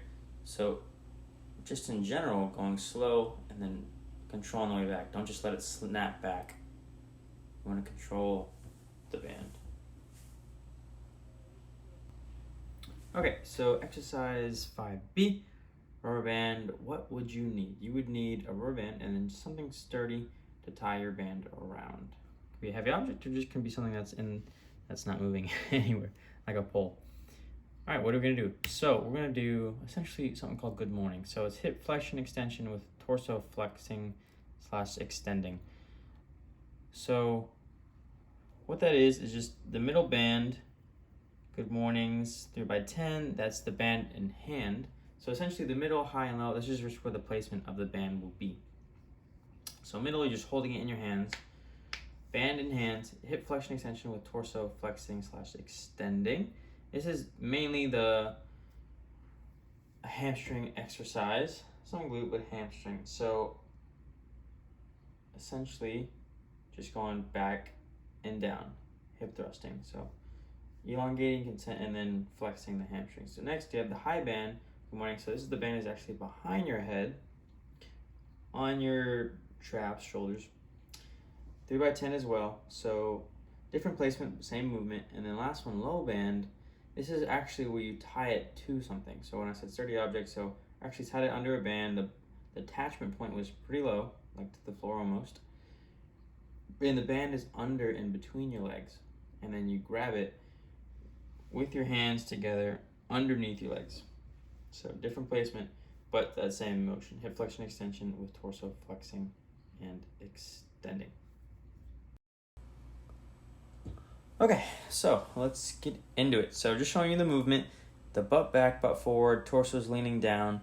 So it's that essentially it's just a hip extension and flexion. The knees, I should say, are extended pretty much. It's just that hip action. And as a result, your torso comes down, flexes, and then extends when you stand up. So first things first, so feet shoulder width apart, you're standing on the band. Now, the band is in the middle, so the resistance isn't too bad. You're not really pulling up with your arms or anything, you're just holding your arms steady. Okay, so butt back, butt forward. Sitting back, standing up. That's pretty much it. Loading the hamstrings, releasing the hamstrings. And then essentially you're going to feel this on the way up because it's fighting it against the hamstrings.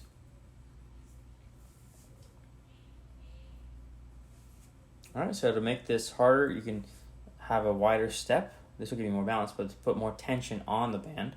Or you can pull the band higher, which we'll do next. You can also go slower on the movement too, up and down. Or you can change the band size. Bigger bands, different color bands can have more resistance.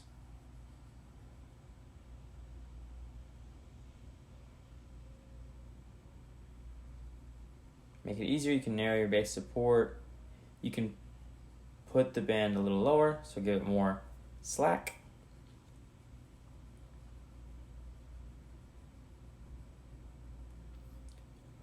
Plus you can just do it without the band as well, without the resistance.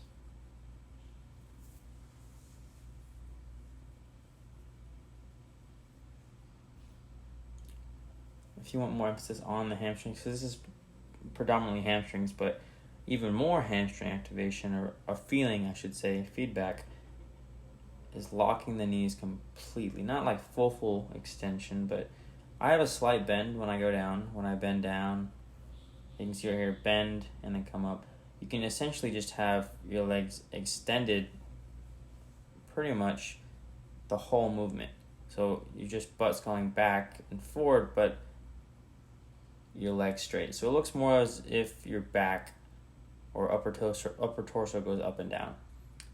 This could have more activation or feeling on the hamstrings, most definitely.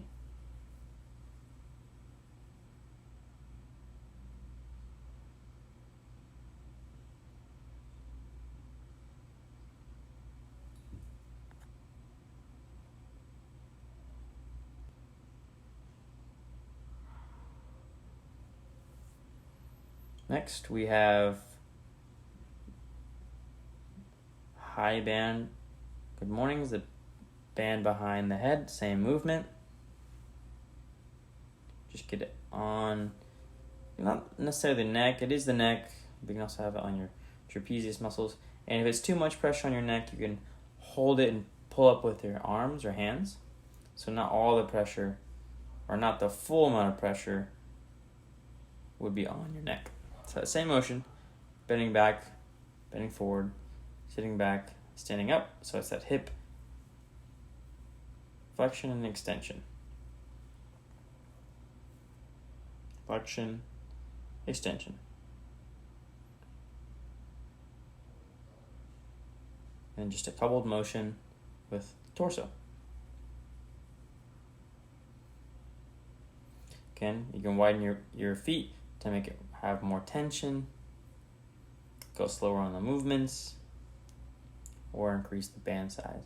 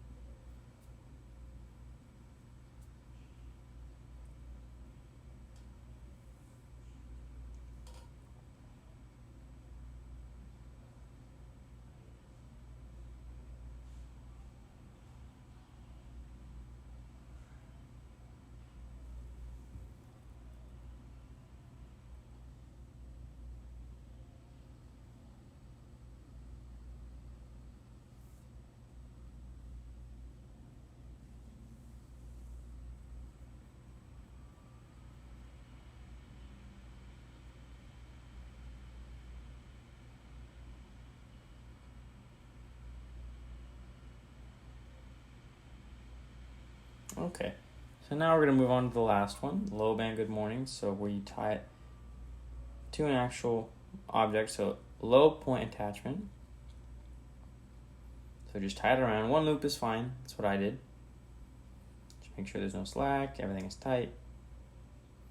Then you're going to step over the band and just make sure it's tight. Step over the band, hold the band with two hands, and you're going to step out to actually feel the tension to make it tight. And obviously you can adjust it to make it harder or easier by stepping closer and having more slack like there, or stepping forward to increase the tension and making it harder. So it's kind of like a kettlebell swing where you start back, hands underneath the butt, and then you go forward. So hamstring glute, it's that same hip flexion, hip extension with a coupled motion of the torso.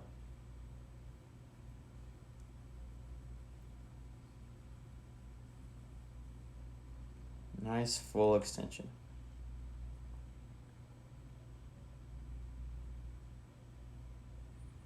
Make this harder, you can change the band, step further, or come slower on the way down or forward. Make it easier again, you can step closer to the point of attachment, change the band itself, have a wider base support if balance is an issue too.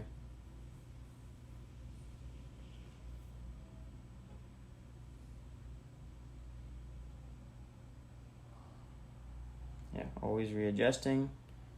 Get ready, firm grip, both hands. And just be careful on the way coming back. Just make sure you don't just let go and snap it. You know, if it hits somebody or the band can break. So, you know, just treat every equipment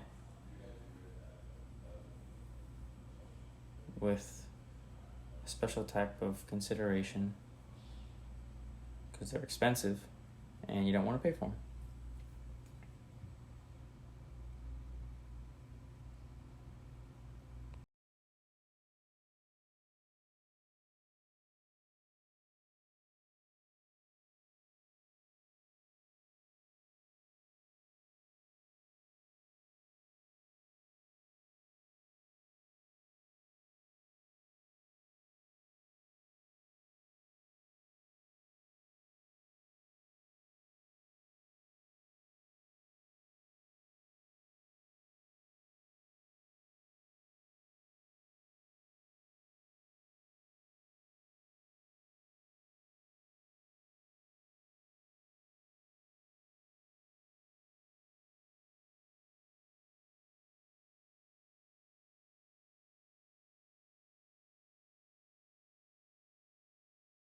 All right, last exercise modality.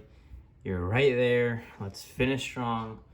You're so close, so proud of you. Come on now. Body weight, save easiest. Remember, programming, core exercises, most intense, most important first, and then the more single joint or easier, less intense for later. So I know you're tired, I know you're fatigued, but now we just got bodyweight calisthenics, that last exercise modality. What would you need? Obviously, you need your body. You need a floor, a box, a sturdy object, and parallel bars, or just two decently tall, sturdy objects. What are we gonna do with all those things?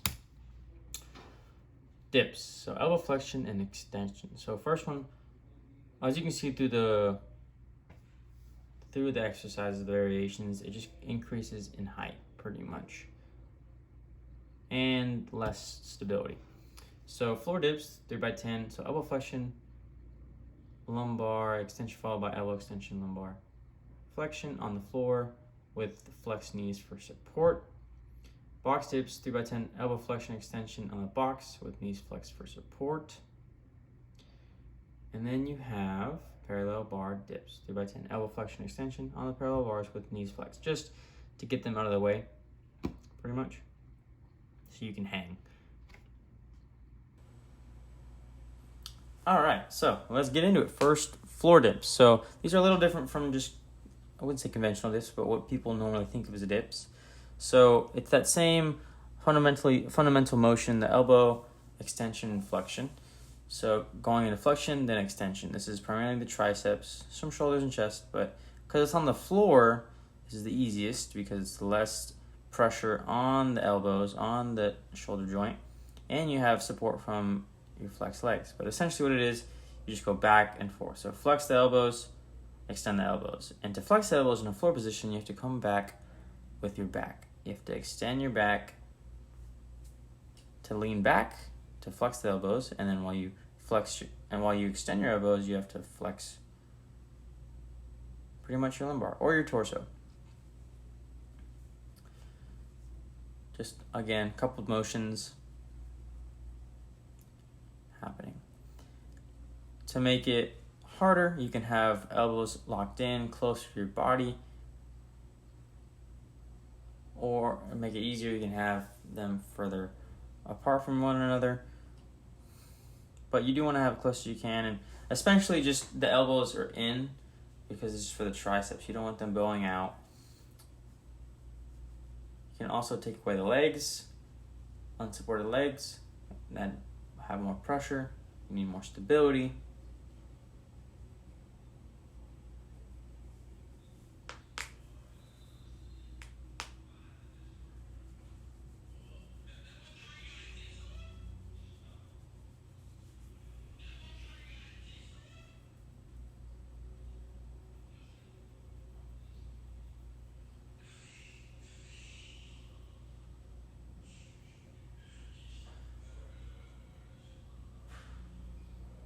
Okay, last set.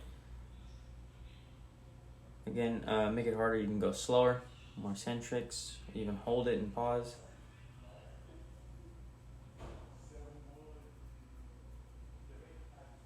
Easier, you can honestly just stand up and do the same motion with your arms, just the elbow flexion extension. You still feel it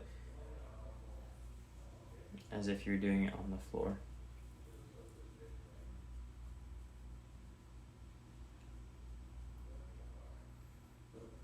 Next we have box dips. So that same motion, not really anything, not as much with your torso, lumbar flexion extension.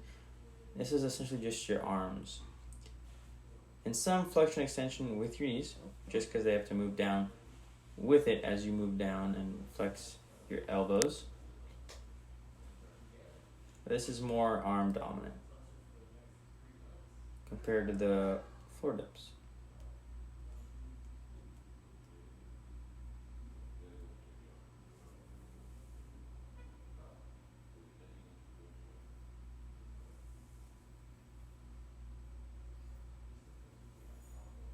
Right, so there's different ways to go on a box for dips. Honestly, you can have a sturdy object, that's fine too. But again, that same motion, up and down. So the closer you are to the box, the easier. And the further away from the box, the harder. All right. Also, you can see I'll do a little change up with my feet position. Feet position just hip width apart like I squat. But essentially, if your knees are more flexed and you have more support or wider base support with your legs, it'll be easier. You have more support from the legs. To make it harder, you can extend your legs and be placed on your heels. But this will make it harder because you have to have more balance and stability. You don't have as much support as you did with flexed knees.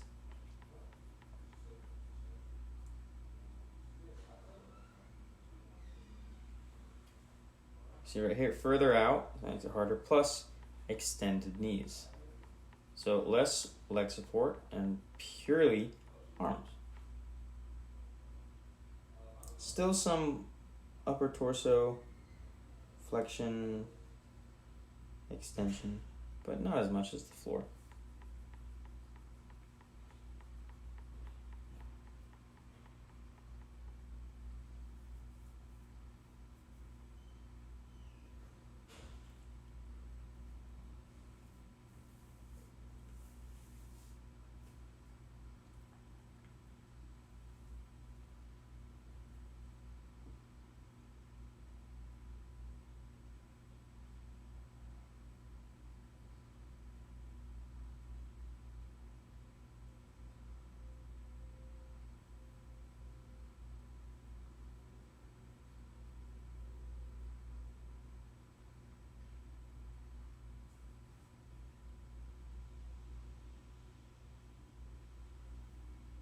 Last set. Just going straight up and down. Pretty much all you gotta do. And then again, elbows are not flaring out, they're going straight back and forth. I'm gonna strictly focus on the triceps. Now, let's move on to the last one. Parallel bar dips. Doesn't have to be parallel bars, just something high enough. With two objects, you can at least hang. But you get up with parallel bars, and essentially it's the same motion, the same flexion extension with the elbows close to the body, and that's pretty much it. So that's a nice easy variation. You can stand on the machine and just do dips that way with full support with your legs, 4-point contact. Or you can do the actual parallel bar dips with legs elevated. And personally, I flex my knees just so I can hang better and not worry about them touching the ground.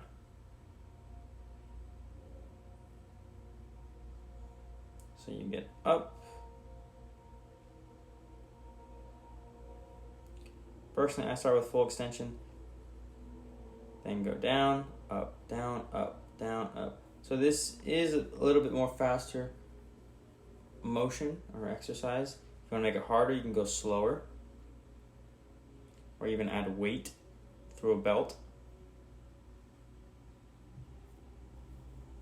But it's okay if you go this fast.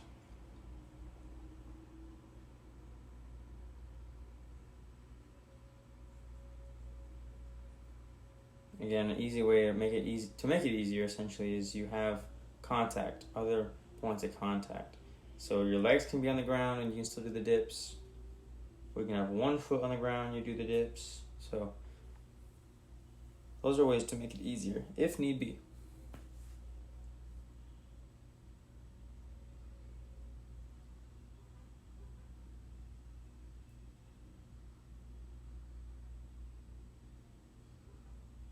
And the more forward you lean as well, the more you'll feel in your shoulders.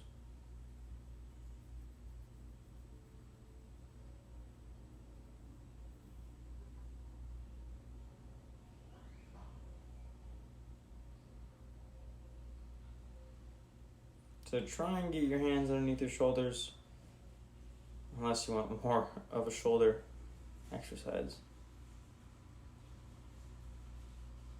All right, last one before the cool down. Come on. So, Bodyweight Calisthenics, 6B, what would you need? You need a pull-up bar, or just a parallel bar that is high enough to hang on, pretty much, something that can support you. What are we gonna do? Pull-ups, elbow flexion with scapular depression / retraction. So 3 different grips. That's how we're gonna do the variations. Neutral grip, pull up 3x10. So elbow flexion with scapular depression / retraction. Hands are in between supination, pronation. They're in a neutral grip. Kind of a vertical position with the fists. Next we have underhand grip pull up. You can think of it as a chin up if you want, 3x10.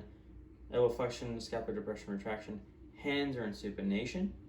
And then wide grip pull up, 3x10. Elbow flexion with scapular depression / retraction. Hands in pronation, 2 elbow lengths apart. That's one way to figure out your wide grip, 2 elbow lengths apart. Alright, pull-ups. So I actually, in the gym, I filmed this. They actually have a dip pull-up machine. And this makes it very convenient for people who can't do pull-ups on their own, or just a lot of reps, a lot of volume. So essentially, you can just put your knees on this pad, and you put weight. There's a weight. It's a pulley system. And the more weight you do, basically the more force it's going to push up. Okay, the harder it's going to push up. So essentially, the less you have to pull. So I put like a moderate weight to still feel it. But anyways, it's a great machine. So first we just got common pull-up, common grip pull-up. So just showing you, it's just that pull. So starting position's right there. Everything's extended, locked out. And then you pull. Knees curled, elbow flexion, scapular depression, and a little bit of retraction at the end. You kind of pull them back a little bit at the end, a little bit of back arch. And then you step off gently. So that's just how a common grip pull-up looks like. The elbow flexion, scapular depression, retraction. Great back workout. And grip as well, if I say so myself.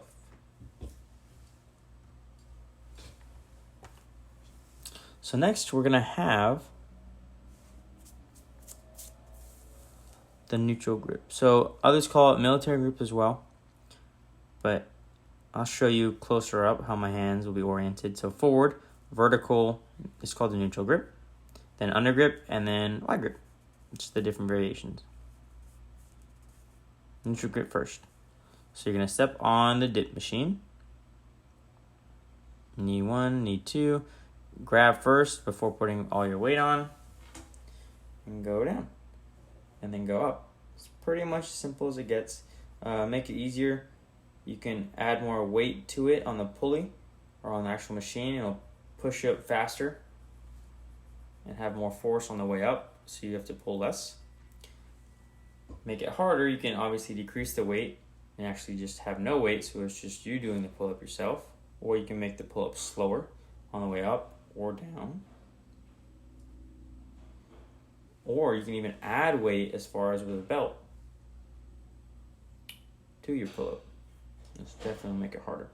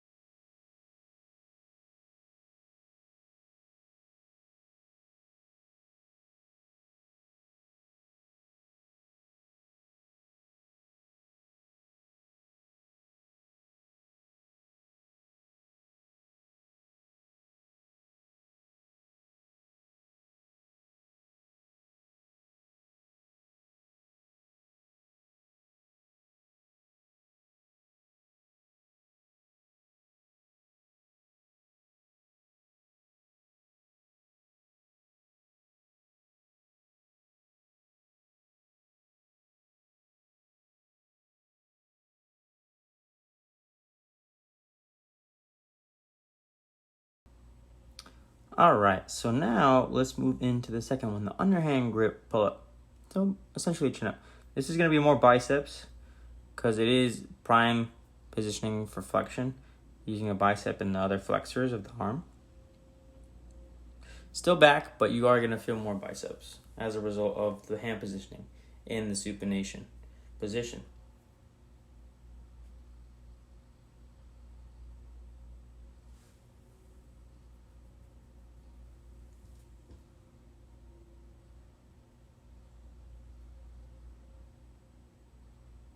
Another way to make this easy, so let's say you don't have this awesome machine and you just have a regular bar where you have to do all the work yourself on the pull-up. Using resistance bands are nice as well. They'll give you a nice little explosion or push on the way up. Because when you're down, you step in the band, it's tense, and then when you come up, you're letting go of the tension, that energy is being released, and it kind of boosts you up, a little extra boost on the pull. So this makes it easier too if you don't have a nice dip or pull-up machine that I'm on currently.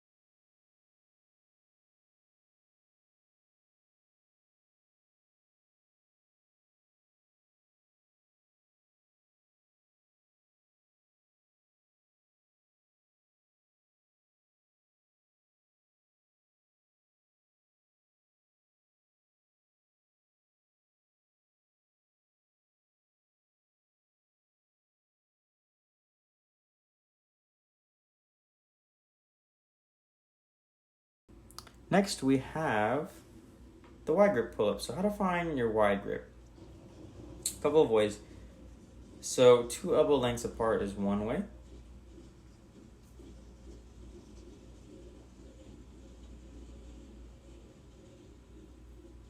Another way is called the scarecrow, where you just do an upright row, you pick up your shoulders, you shrug with your hands perpendicular to each other, 90 degrees, and then this is another way to find your wide grip.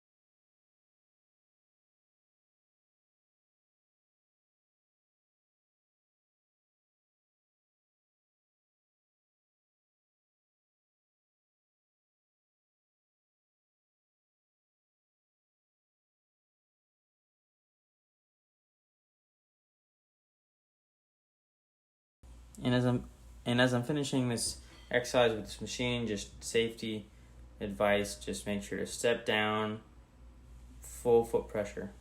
All right. You made it. You are finished. Now, let's stretch the muscles that you used. Let's maintain that flexibility. And also, let's do a nice little cool down before the stretches, just to make sure your heart rate gradually declines. Let's not have an abrupt stop, and just promote some venous return and flush out some lactate from your blood. So what do you need?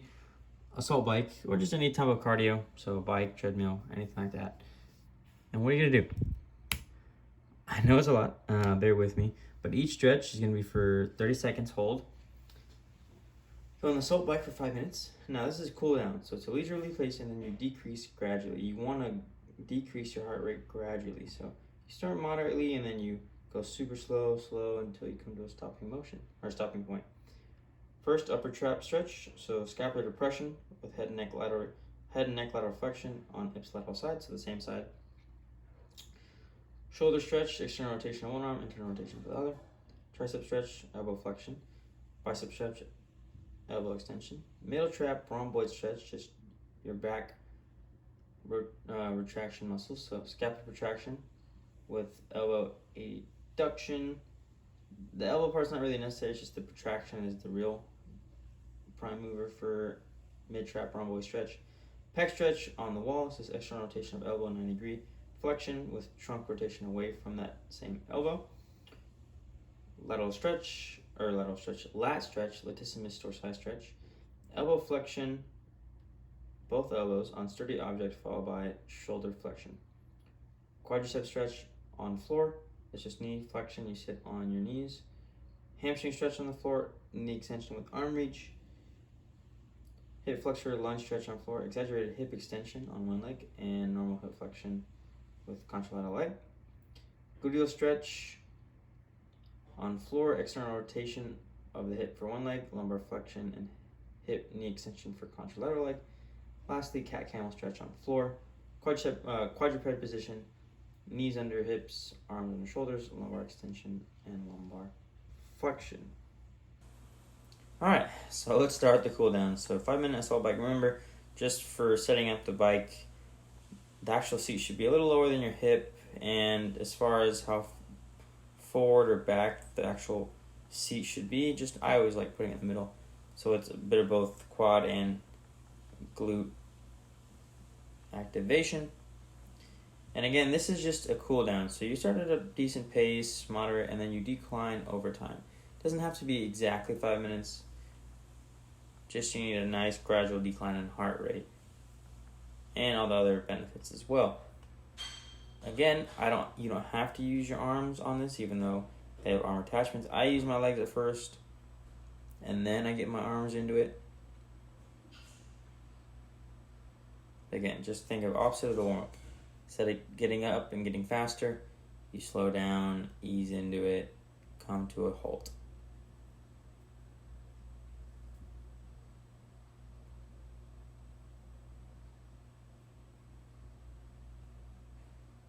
And after you're done with the bike, then you go into the stretches.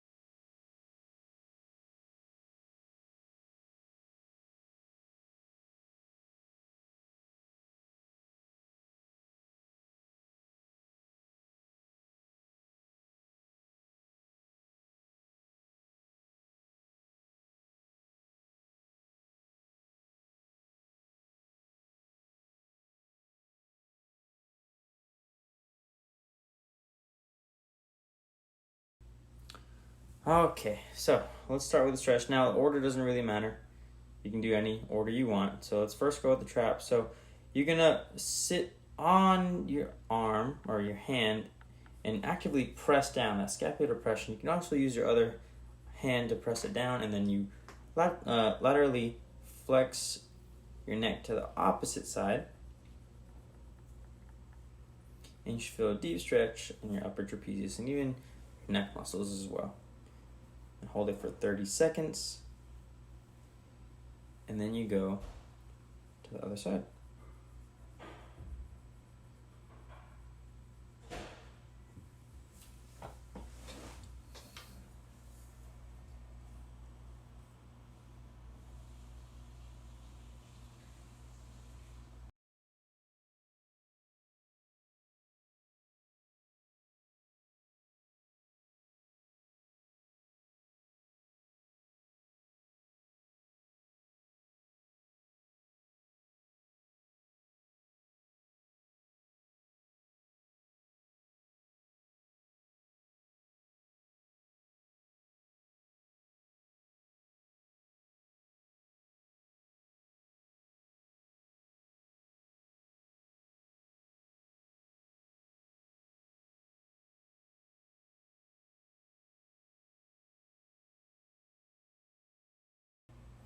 All right, next one I'm gonna do bicep stretch. So elbow extension, also other flexors as well. Just extend those wrists. So just all the arm flexors, you're just gonna stretch those guys and hold it for 30 seconds.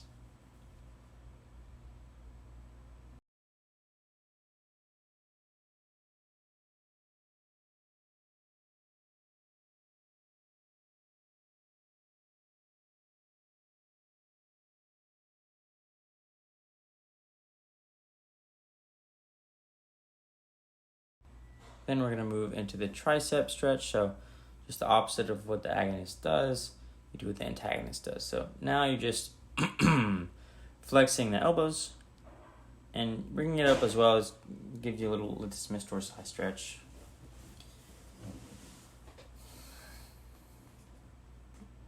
Flexing your elbow, stretching your triceps, hold it for 30 seconds.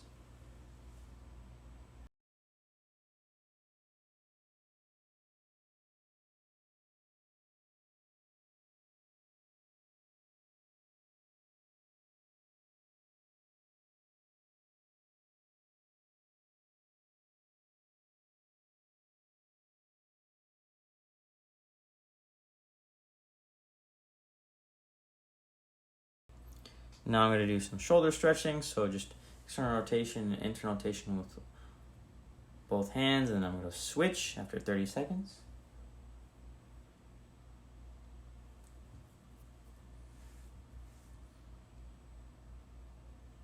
Try and reach as far as you can. I remember as a kid I used to be able to touch my hands, but not anymore. Probably because of lack of cool down and stretching after working out, or just keeping up with flexibility in general. But yeah, you're going as far as you can with both hands and arms and shoulders.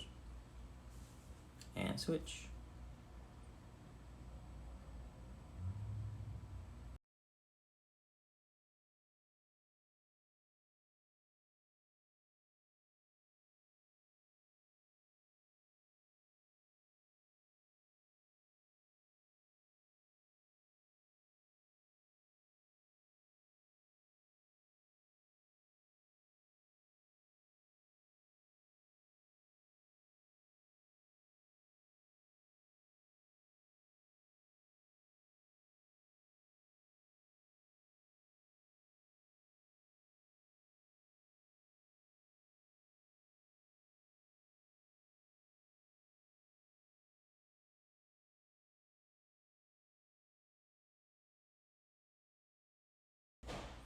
Next, I'm going to show you the latissimus dorsi stretch. So again, get a sturdy object, higher the better. You're going to put your elbows down, so elbow flexion as well, and then you're going to seep down into that object, doing shoulder flexion. And you want to just extend your lats and really feel the stretch. The deeper the stretch, you just go down into it more. Hold it for 30 seconds.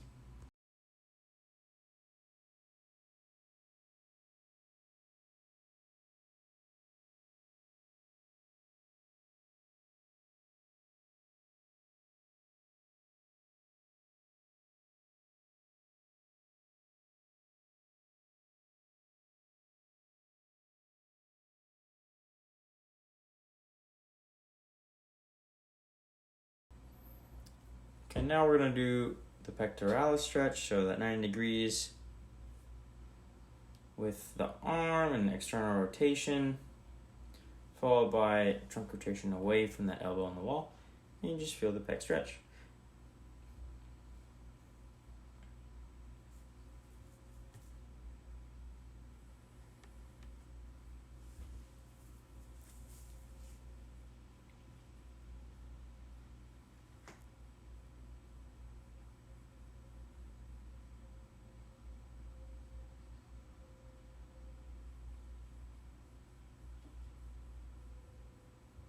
After 30 seconds, you're going to switch arms, same positioning.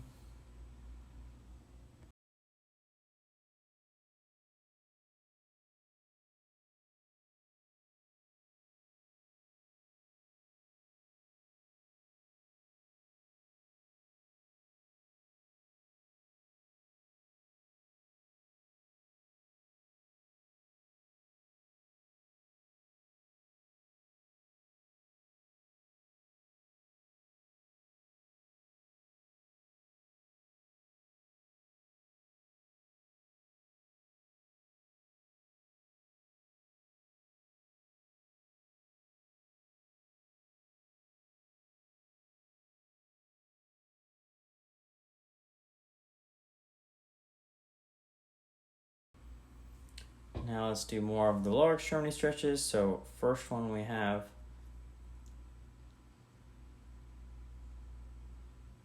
we're going to do hamstring. Just knees extended, torso comes down,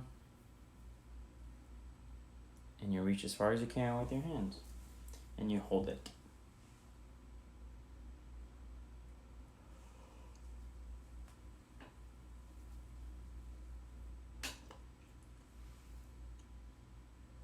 And you want to lead down with your chest, not your head or neck.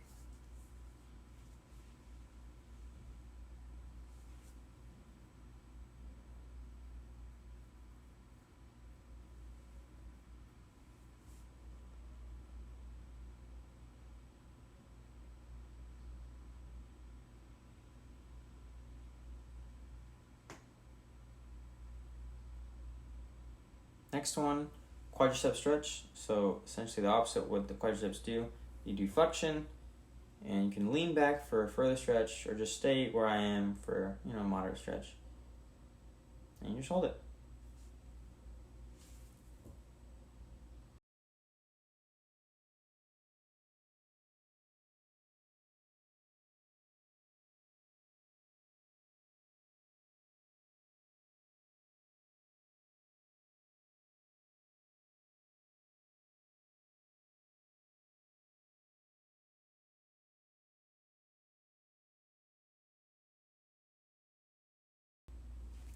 Next stretch, we got hip flexor lunge stretch on floor. So you get in a lunge position, one knee on one foot, knee on top. So one's flexed, one's extended. And then with the knee up, you're just going to thrust forward, exaggerating that hip extension. Knees especially over toes if you can. And you feel the stretch, and you just hold it. I was cramping up, so I had to kind of give out for a second and go back into it.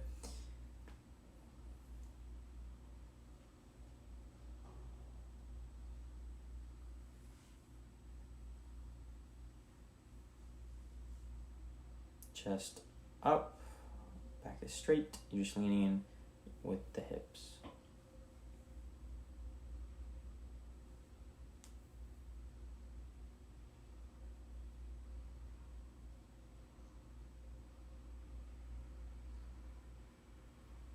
And same thing, now you just switch.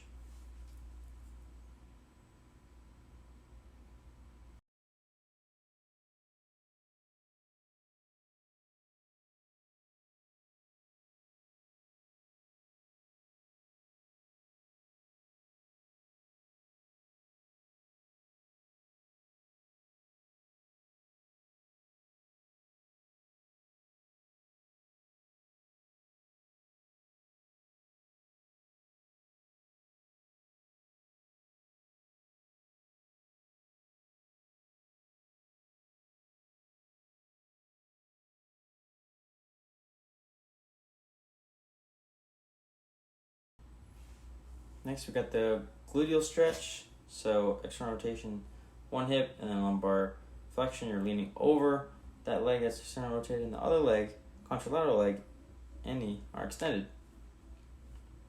And you hold it. And then you switch positions.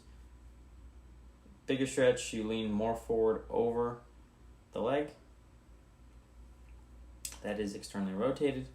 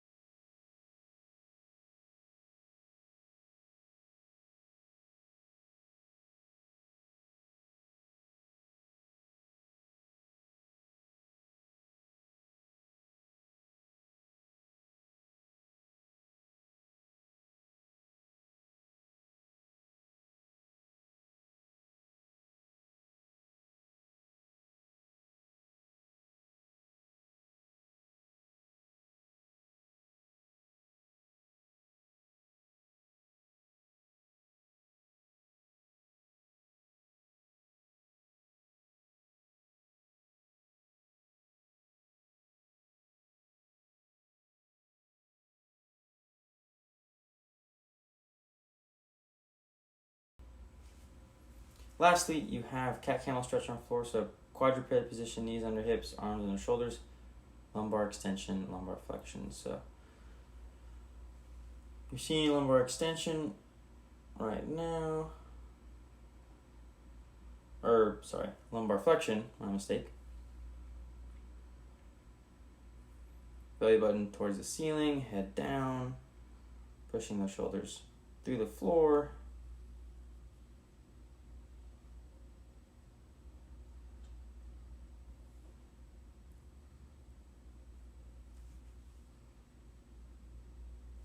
Then you switch, so the camel part you're hunching, lumbar extension, head up, stretch those, or actually contract the back extensor muscles.